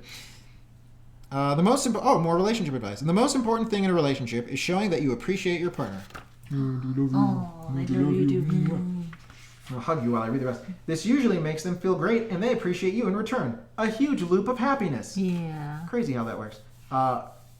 This one looks like it's connected, but it's not. The way that this is formatted. Though, who knows, it could be semi-related. Find a food that makes you mouthgasm. Consume regularly.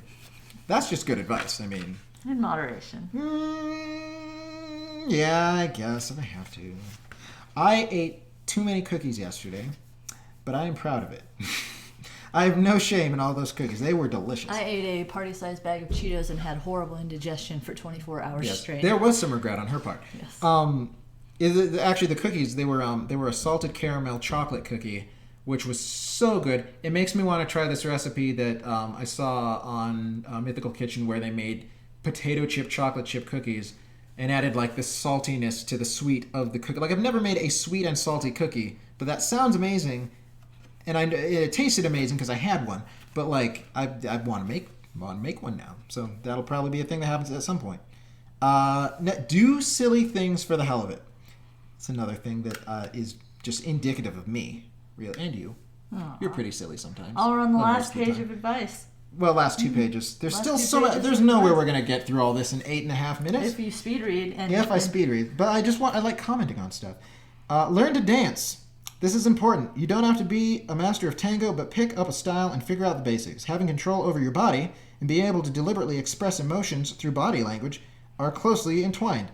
I don't know if I know how to dance, but I have been known to dance for long periods of time on dance floors before. remember, teaching to dance is the same as what is it? Oh, Loving jeez. dance.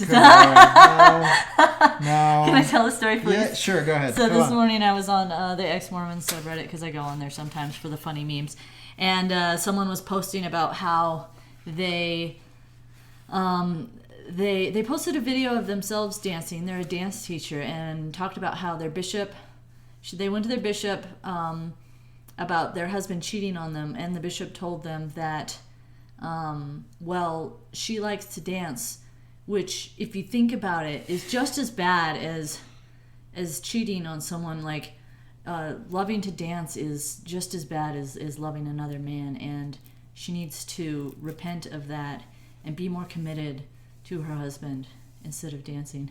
And so down in the replies, someone, she had posted this video of herself dancing because she's a dance instructor, and someone said, wait, you posted a video of yourself cheating on your husband on the internet?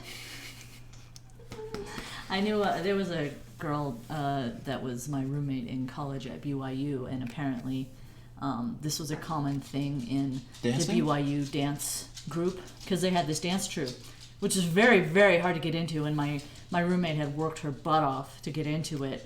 Apparently a lot of women, as soon as they get married, their husbands would get jealous of them and basically pressure them into dropping out of this thing that they worked so hard to get into, because it made them uncomfortable to see their wives expressing themselves through dance. That is so freaking weird. Like, all right, First off, I want to say, if you have if your significant other is a dancer, and you have a problem with them dancing, maybe they're not the best fit for you. Don't force them to stop dancing. No. Jesus Christ. You can also pick up a sword and learn how to use that. Let's do Oh that. my god, yeah, that would be fun. I'd love to do that. That's also about the thing is, and this is one of the things that I hate the most about the whole quarantine situation, and look forward to getting that vaccine as soon as possible. I want to go to an arcade in DDR again. Yeah. DDR is my form of body control, and I love doing it, and I miss doing it. I want to, like, we have stuff that we could kind of do it here, but the pads aren't super great, and like, it's just like, I just want to go to a real, or better yet, buy my own arcade setup and just have it in my house. That would be good as well. I would love that. That would be fantastic. No. It's not insecurity, because they prayed about it and God told them that their wives I hate this. need to. I hate it so much. Like, I don't. Okay. All right, life advice. Here's what I found. No, we're not done yet. This is going to keep going. Okay, so people who know me know that I'm not hugely fond of talking about politics. That said, the other thing that you're not supposed to talk about is religion, and I will talk about that all the time. Like, if you have it, and I will say, like, for a long time I've not had a huge spiritual center or focus in my life. I feel like with the getting more ingrained in the whole Buddhist mindset, even though, like, I wouldn't say that I am Buddhist necessarily, but like learning about the concepts and Practice. like I practice concepts mindfulness. of it. Like, yeah, it's a good thing. But like if someone is religious and the religion is important to them, that's great. But if someone asks me what I feel about religion, I would be more than happy to tell them that I think that the vast majority of it is just complete garbage. Mm-hmm. And that's fine. Again, you don't have to agree with my opinion on that, and that's totally fine. I think there's a lot of good stuff that can come from having something you believe in. I also think that a lot of people use various things in religion to just kind of like excuse not great facets about things they don't want to have in their life. So funny how God always happens to agree with the person who is running the religion. Yeah. It's so weird how that works. In any case, yeah. So thank you for being kind to me back when I was hyper. Oh yeah, it's because you're still awesome. It doesn't matter what you believed, you're still amazing. Well, no, I was a much worse person back then. But I mean, no. I mean, not to me at least. oh, hey, this is a good one. Huh? If someone makes you feel like you're worthless, cut them out of your life as quickly and completely as you can. Once again, especially if they are catfishing your girlfriend. Or a religion. Or that. Yes, that's another thing. Oh God, yeah. If the group that you belong to makes you feel like you're a worthless person, maybe you're not the worthless person. Maybe they're the worthless person. Do you ever think of that? Think about that for a second. I'm going to disavow this next one too. A hitman can be hired on the black market for around $20,000. Disavow.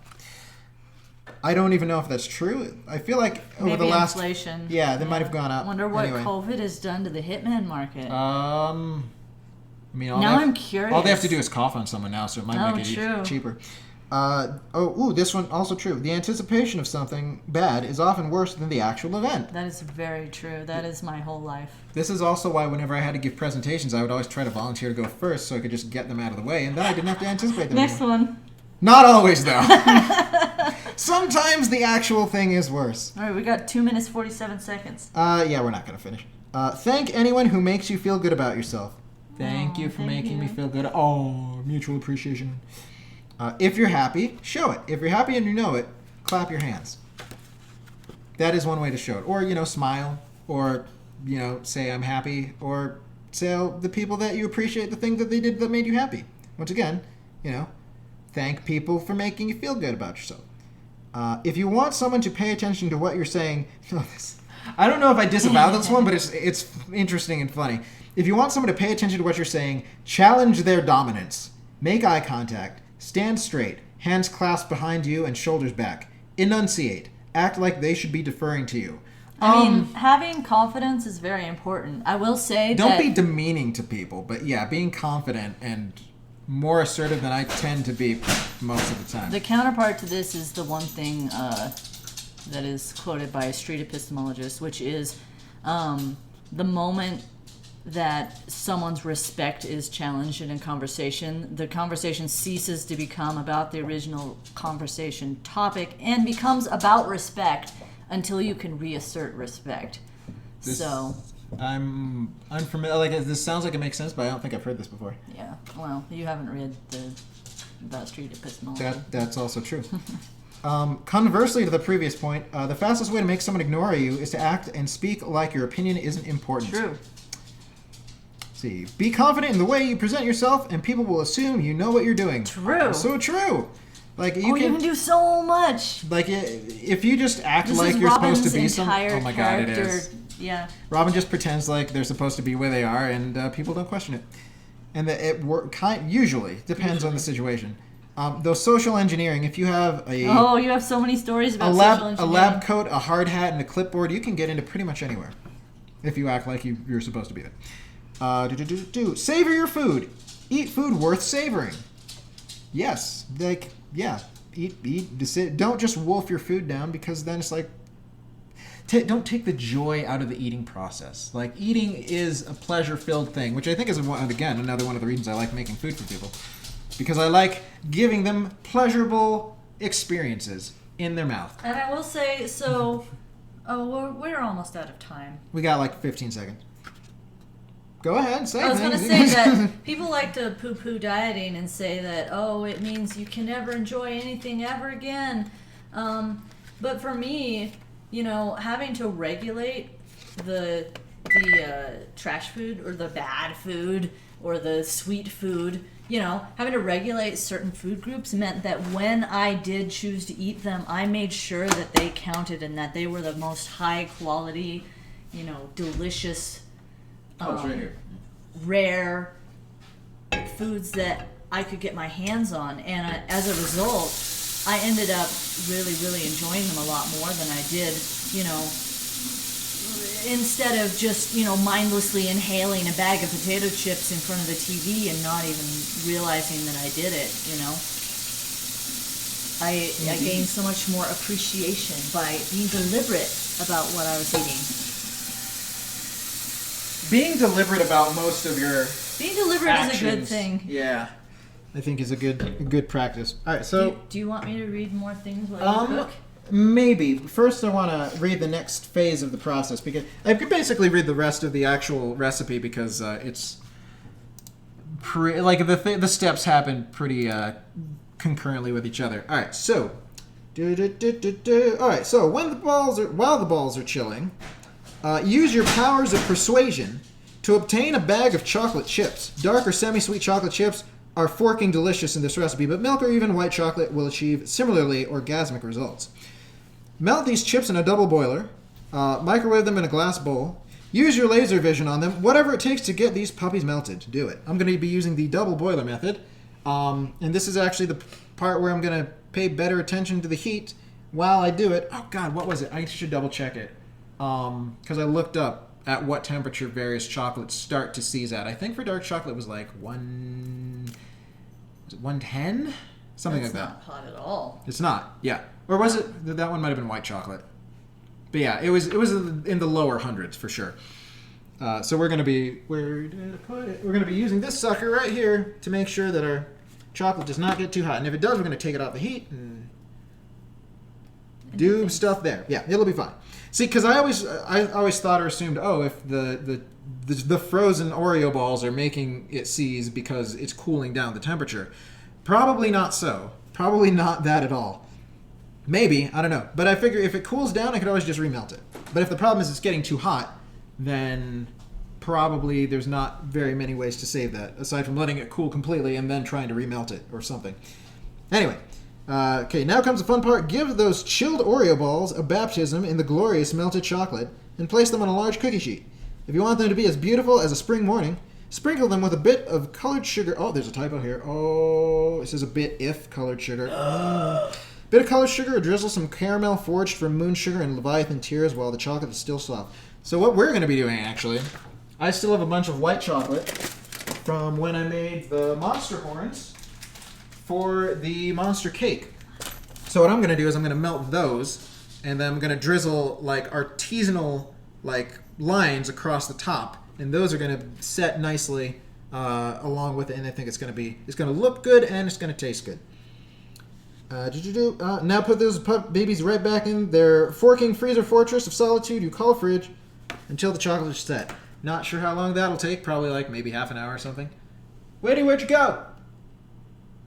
Well, I guess she doesn't want to read more. Okay, cool. That's fine. Why did I not turn this on? Okay, let's bring this up to a boil or simmer or something. And in the meantime, maybe read a little bit more of the life advice while we wait for that to get to an adequate temperature. Where was I? Okay. So this is interesting because there was that one that's like, oh, challenge someone's dominance to have them pay attention to you. This one here says, don't fight for dominance. Dominance is achieved through words and body language. So I guess that kind of correlates with the thing that they said above. Because they talked about a lot of the body language. It's just like, here we go. If it escalates to physical violence, get out of there. If you can't get out of there, incapacitate with severe pain and try to run again. If pain does not allow an escape route, assume you are under deadly threat and respond with lethal force. I don't know if I agree with that necessarily, unless, well, I don't know. It's hard to say. Thankfully, I have not been in many situations like that. So, hey, would you like to do the rest of the reading now? Sure. Yeah, so we're now on this page. So what about deadly threats? Yeah, you can reread it if you want. Oh, yeah, get out of there if it gets physically violent. But if you can't get out of there, what do you do, Whitty? Well, actually, I like this, there's this one self-defense, get out of the kitchen. There's this one self-defense teacher that I really enjoy reading their articles. And one thing that they pointed out when doing women's self-defense is they try and teach the woman, the problem isn't that you hit the guy. The problem is that you didn't completely deck him and incapacitate him when you hit him.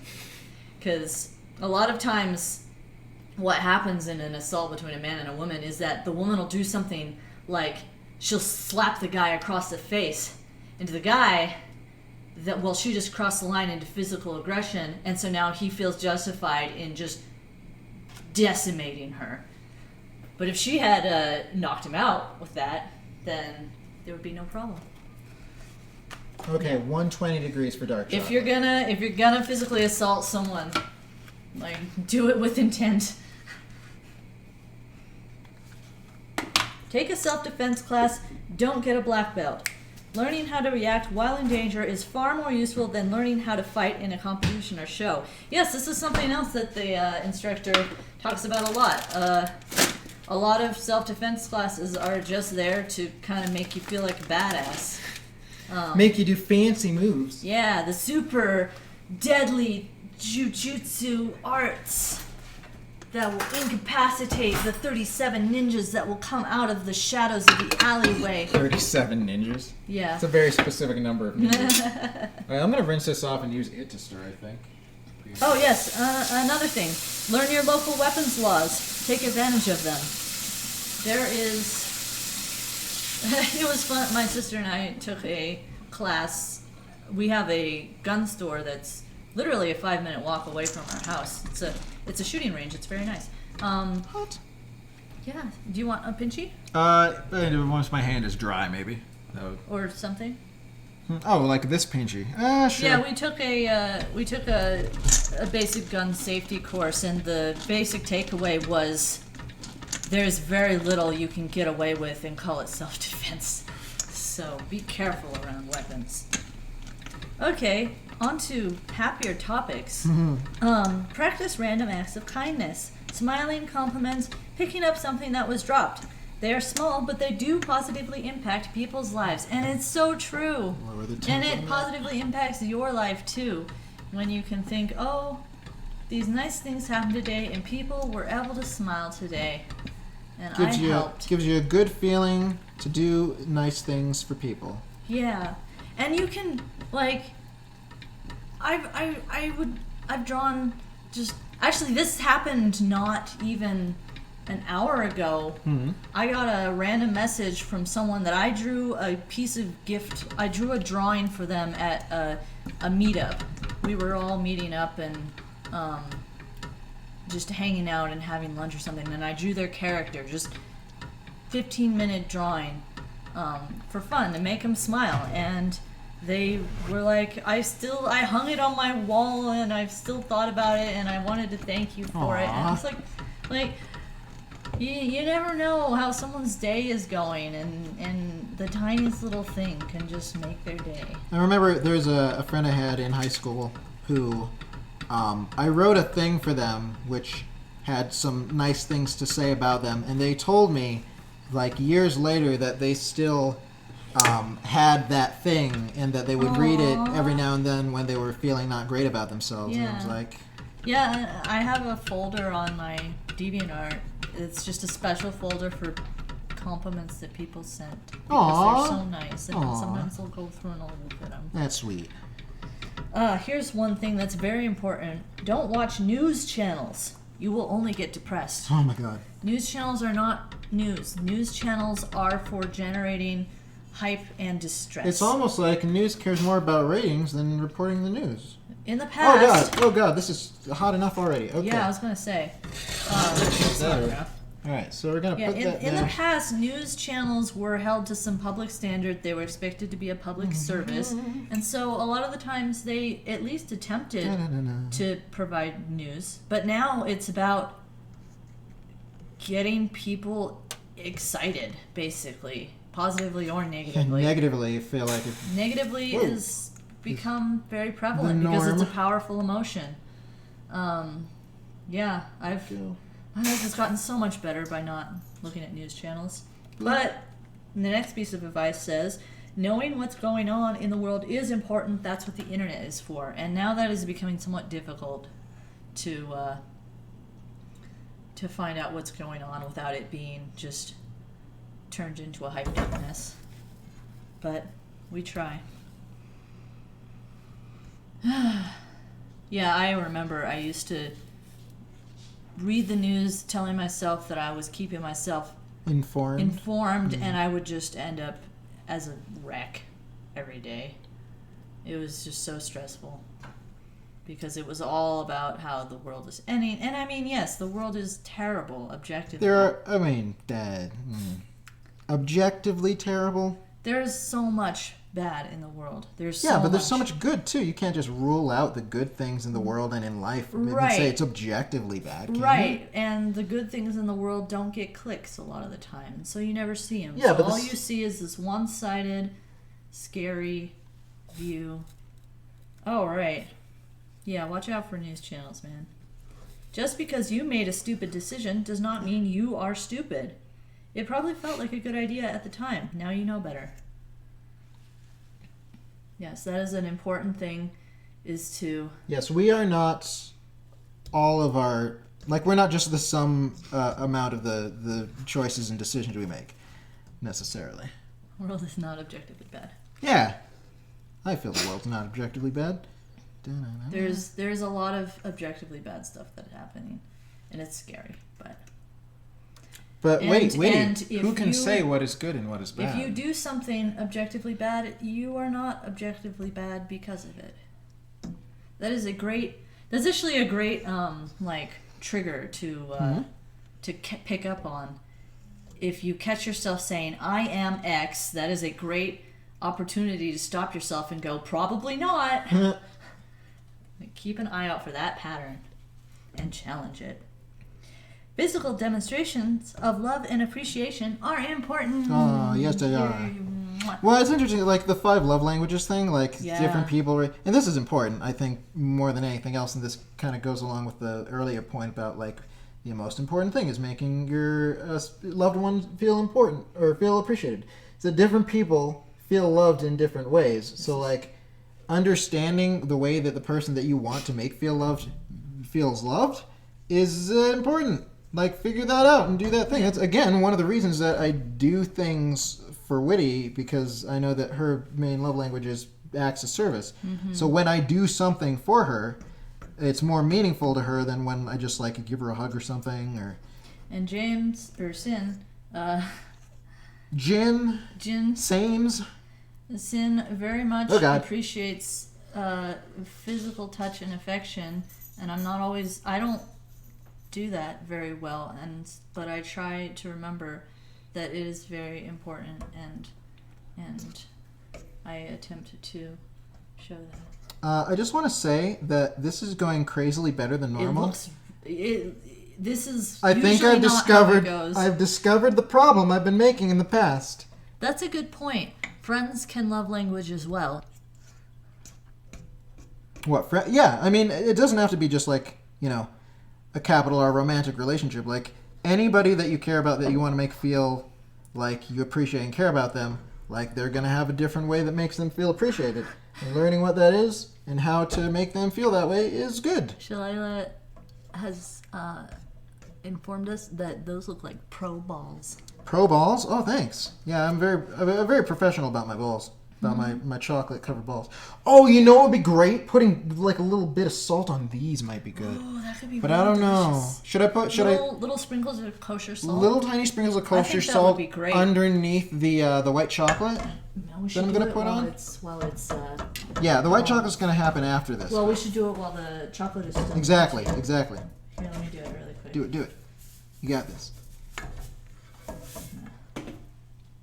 I don't want to get more chocolate on top of, on this mitt.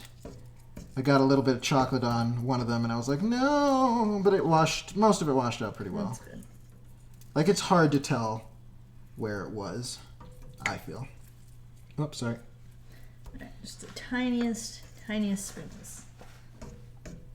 Yeah. Okay. All right, let's see, what else? Yes, set ridiculous goals, then work out smaller goals that act as stepping stones to reach it. That is very, very important. Good advice for goal. Even if the goal that you have isn't ridiculous, like, in order to get to any goal, you have to have a path which involves sub goals to get to them. This is one thing that's very important to ADHD people as well. I'm diagnosed ADHD. I think that the diagnosis doesn't matter. I think ADHD stuff applies well to anybody. Break down your goals into subsets so small that it's impossible to fuck them up. Such as to fork them up? The room, or to fork them up. There you go. Such as the room cleaning thing. Like, put the trash that's in your room that's garbage into a plastic bag. Like, that's very straightforward, and it's impossible to misconstrue or have or not be able to do correctly. Yeah, clear specificity is good. Yes, be very specific. Tiny, lots of tiny little steps. And people will look at you and say, you don't need to make all those tiny little steps. Like, they're helpful. But you do. Treat your life like a fetch quest video game that's trying to pad itself out as much as possible. See, once again, like, this is one of the reasons that I like my to-do lists. Yeah. Is that for, like, a lot of people are like, they don't like having such a rigid Just go, oh, did I get? Nope, no chocolate. Nope, a little bit of chocolate. No. Yay, ADHD rep. Yay. I'll have to watch that later. But like for me, I like having the structure and the step-by-step, like, okay, this is what I'm going to do this, then I'm going to do this, and then this is going to happen. And like my things might not be categorized into the smallest possible sections, but just having them separated in any way, I think, is helpful and useful. Yeah, it's fun. Scrape Oh, okay. So second to last, chickens can run around without heads. Make sure to sever the neck close to the body. This applies to all fowl. It's true. It's true. I have not personally witnessed a chicken in real life running around without a head. My mother has. Oh my. Her brothers used to torment her Oh, that's not fun. with them. I'd say that's a little downright rude. Yeah, it's a little rude. Yeah, but yeah, be kind. Don't torment people with beheaded animals. Good. Oh, That's an official channel advice. your mom has seen. Oh yeah, Mom was raised on farms. Oh man. Well, maybe not raised on farm, but like, what was it? Every summer you'd go off to some farm somewhere. Oh yeah. Oh, there is. I remember this. There's a chicken that actually lived for a couple of years without a head. The only reason it died is because it choked on a piece of food that they stuck down its neck Why were they sticking food down its to neck? keep it alive. Oh my god. Yeah. So Otherwise, who knows how long it would have lived? So this means that there exist animals that can live without a brain. So yeah, zombie chickens are the real threat. Dude, anyone who's played a Zelda game can tell you that chickens are threatening. Like, that's not up for debate. That's just a fact. All right. So the last and most important piece of advice is: there is no one in this world exactly like you. You have changed this universe by existing. You have impacted whether someone has lived or died. You personally have changed the fate of humanity by being born. Bum, bum, bum. It's true. It is true, It's true. even if it doesn't always feel like it.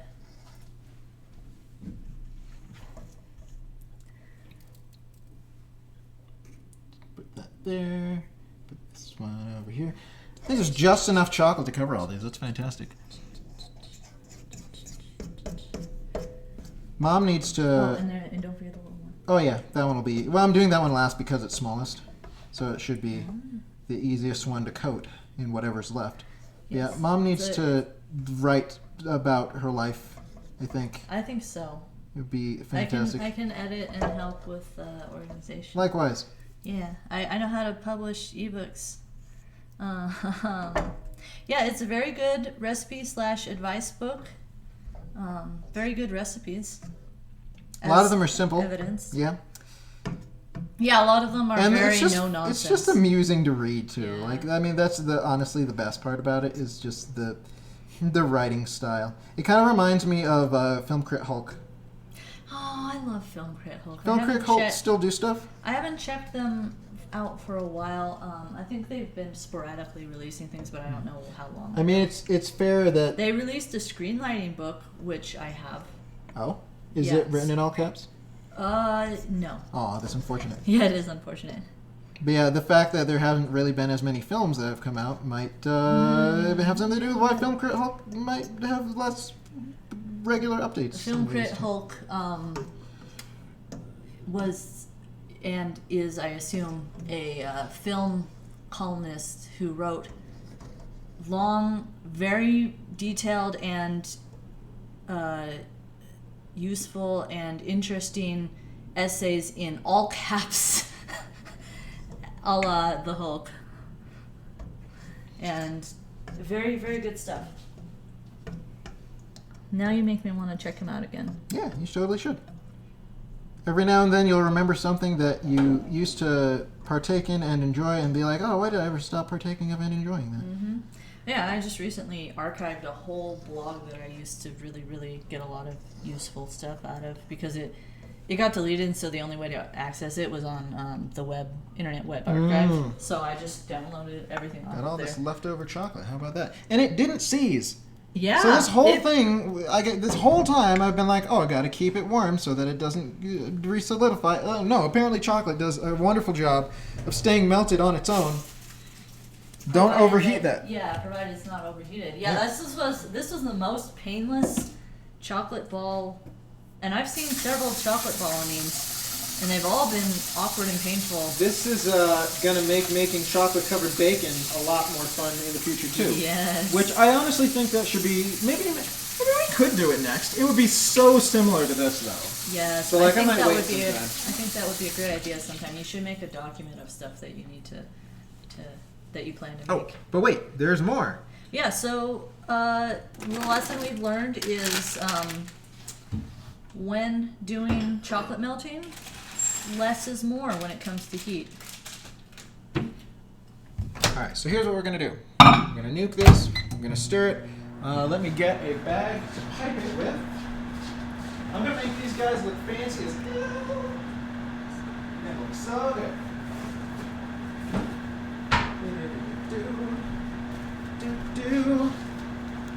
If you think they look good now, oh boy, just you wait. Let me get a spoon, actually. A spoon with which to stir. You know what else I like about today, aside from it being simple, as far as the actual process of making things? The cleanup is not all that extensive either. There is not that much that I'm gonna have to clean up, because there were not that many things that were used. Back 30 more seconds. Take this, dump it into the sink. Oh, I still have fries over there, don't I? Oh, I haven't touched them. You didn't eat your fries? No, well, because the stream started like right after the food got here, because Tragic. Vix didn't get it soon enough. Thanks a lot, Vix. Fix got us Wendy's. I'm very glad. Oh, I need to pay her back. Need is a strong word, but yeah, you probably should. That would be the good thing to do. All right, and stir. There we go. Now it's getting melty. It's again he. Hi again, he. How are you? I've been talking. all of the advice. Yeah, we just read the Forking Recipes life advice section. It was super great. But fortunately, you are here and able to see the last crowning touch on these guys. Hello. What do you mean, ah? What are you saying ah for? Do you not understand? Show her the book. Show her the book.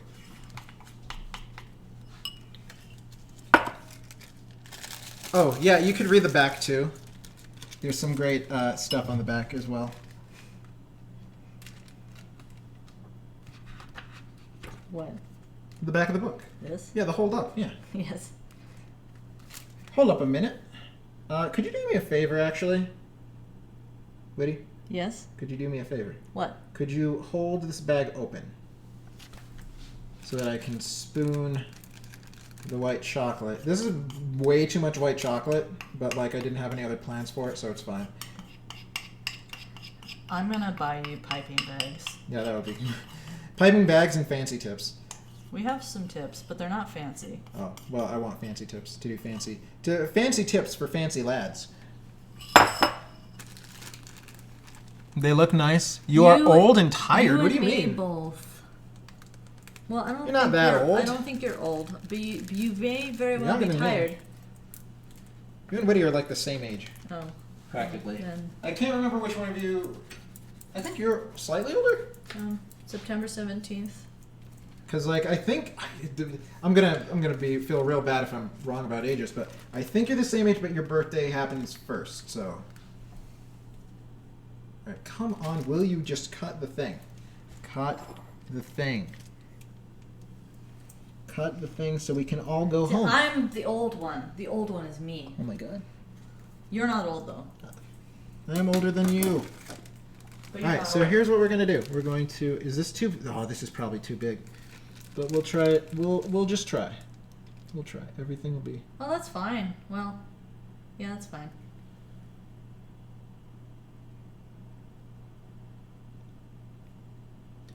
We're gonna have to separate these afterwards.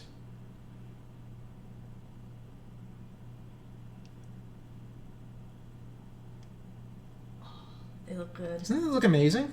Yes. Maybe this isn't too much white chocolate. It probably still is. It's okay. You can never have too much chocolate.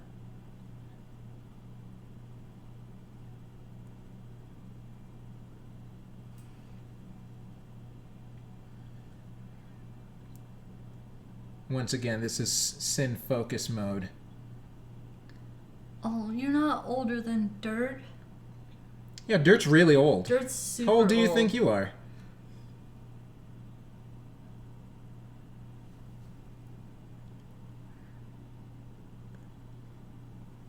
Da-na-na. Fancy chocolates here up in here. And bam. Amazing.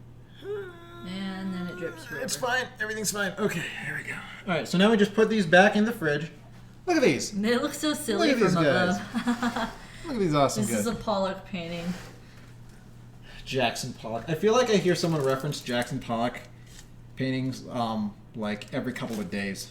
We need to have a little countdown. It's been 0 days. 0 days since the last Pollock incident. All right.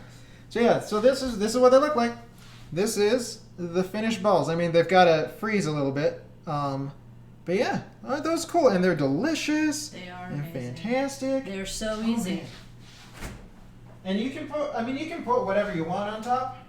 Like you can put sprinkles, you can put flecks of colored sugar, the caramel stuff. And they're just incredibly rich. Yes.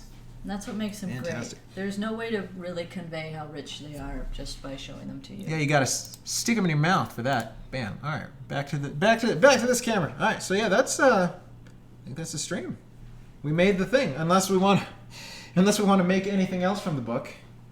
I had thought if there wasn't enough time, which thankfully we had way more advice than the time required. I was gonna read and cook the grilled cheese because we actually have enough ingredients to do that. Some of the other ones was like, oh, I don't know if we have this. Crack beans. Crack? What? You don't know crack beans? I don't know what crack beans are. No, Yeah. Never heard of those. It has come to my attention Très riche. that some a-holes don't know how to make forking crack beans. That's me. I don't know. That's a crying shame because crack beans are named for a good goddamn reason. what? Okay. Once you try a bite, you can't set that stuff down until it's gone, and then you go into withdrawal and hide in a closet. Well, rip open your shirt and scream at the heavens because this stuff needs to happen correctly. What?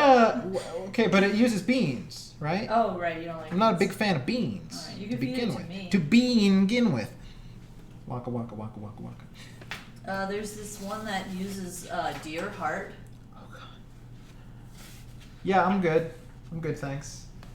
Don't need none of that. Yeah, good book. I wonder if it's still available I don't know. in places. Like again, the vast majority of these things can be found on because I know the Tumblr site is still up, and the master post with links to all the recipes still exists. When I was trying to figure out what do I want to do on Friday, that was actually where I looked at, and I was like, oh yeah, and I was like, oh yeah, I've got the book. I don't need to reference the internet. But yeah, there's more stuff on the actual site than there is in the book. Obviously, the book is finite in size, whereas the internet has infinite space. Or here's what we'll do. Well, first off, I'm gonna finally tell my app. Did we tell them that everything in this book is all caps? Oh, I think I forgot to mention that. Yeah, it's all everything capital. is all Which is caps. why it reminds me of Film Crit Hulk because of the capitalization. Yes, I'm still fasting, but no, I will not be fasting. End fast. Oh wait, hold on, go back real quick. 26 hours, yeah. How do I feel? I feel good. No, I feel happy. That's right. Bam. Check that out. So now we're just going to pour some of this directly into our mouth. All right. Because it's there. And we Pour it directly and on we the like... floor. Okay, there we go. Gotta get a screen cap of that. No. Clip that, mofos. Exploitable. What? No. No. Not like that.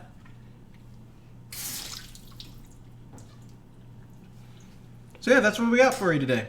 I don't know what's going to be the next one that comes up. I do know what's going to be next Friday. I have a friend whose birthday is that weekend, and they have requested that I make better pay than feet pics. Mm-hmm. Yep, you're welcome for that. Do you want to? Oh, that's what I should do. I should have a channel reward, point reward for shoot some white substance into Sin's mouth. We got plenty of mayo. We do. And mayo's delicious. I'll drink that stuff all day. But yeah, so friend has asked me to make a dairy-free cheesecake, which incidentally is going to end up being vegan, which fine, but it actually looks pretty all right. So you know that thing about body language being 90% of communication? You're like, it's gonna be vegan. I don't know what you're talking about. But yeah, the crust is going to use golden Oreos, which, for the record, golden Oreo crusts in cheesecake is one of my favorite things. The banana cream cheesecake that I made way back in the day had one of those crusts, and I'm like, this is amazing. So I've always loved that since then. This one calls for it, so yay, good there. We're going to need to go to Whole Foods, and we're going to need to get some fake cream cheese. Don't know how I feel about that, but it's going to happen. And then there was one other thing I needed to get too. Except I put it on the Walmart order because they actually have it there. I think it was the coconut cream. So that should be fine, unless they don't have it and we have to do a substitution. So that's going to be on Friday. You're And it's gonna going catch to be. COVID at Whole Foods? I mean, you won't. You've got the vaccine, so that'll be fine. Yeah. So that's going to be Friday. I don't know what I might do the cake experiment next time. It sounds like a good thing to do. Then I'll also have a bunch of cupcakes to give out to people, so that'll be fun too. And it won't really require that much stuff. I'll just get 4 of the exact same box cake mix. We have vegetable oil, we have butter, we have eggs. That's all we really need. Come here. Here's a weird question about dogs. So dogs can't have normal chocolate, cocoa, because it's bad for them. White chocolate doesn't have any cocoa in it, or cocoa butter and cocoa powder. Different things. Basically, my question is: do dogs die from white chocolate? I'm not sure. Oh, so good. Well, I guess we won't feed them it then. It's probably a bad idea. It's probably just not great for them, regardless of whether they're gonna die. I have a feeling they won't die from it because it doesn't have chocolate. That tonight's gonna be a good night. All right, so yeah, maybe that's what I'll do. Next time, I'll do the great cupcake experiment. I'm gonna have to take stock of what we have here and see if we need to get more things like more tins and such. But that'll be great. That'll be fun and exciting. And then I think there's another birthday cheesecake that I'm gonna be baking sometime after that. I think the next week. I have to double check dates. But that will also be fun. But yeah, that's what we got. Let me see. Yeah, it's that time of stream where I see if anybody that I know is actually streaming, and if they are, then Hey, Ginhee, you're still here, right?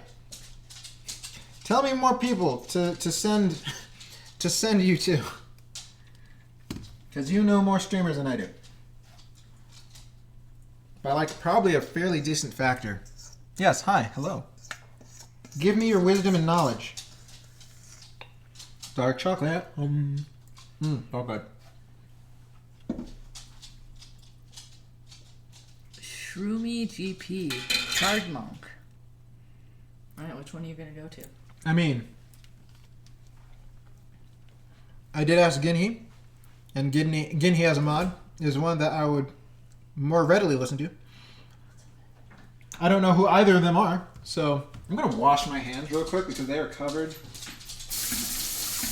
They are absolutely covered in various chocolates of a white and brown variety.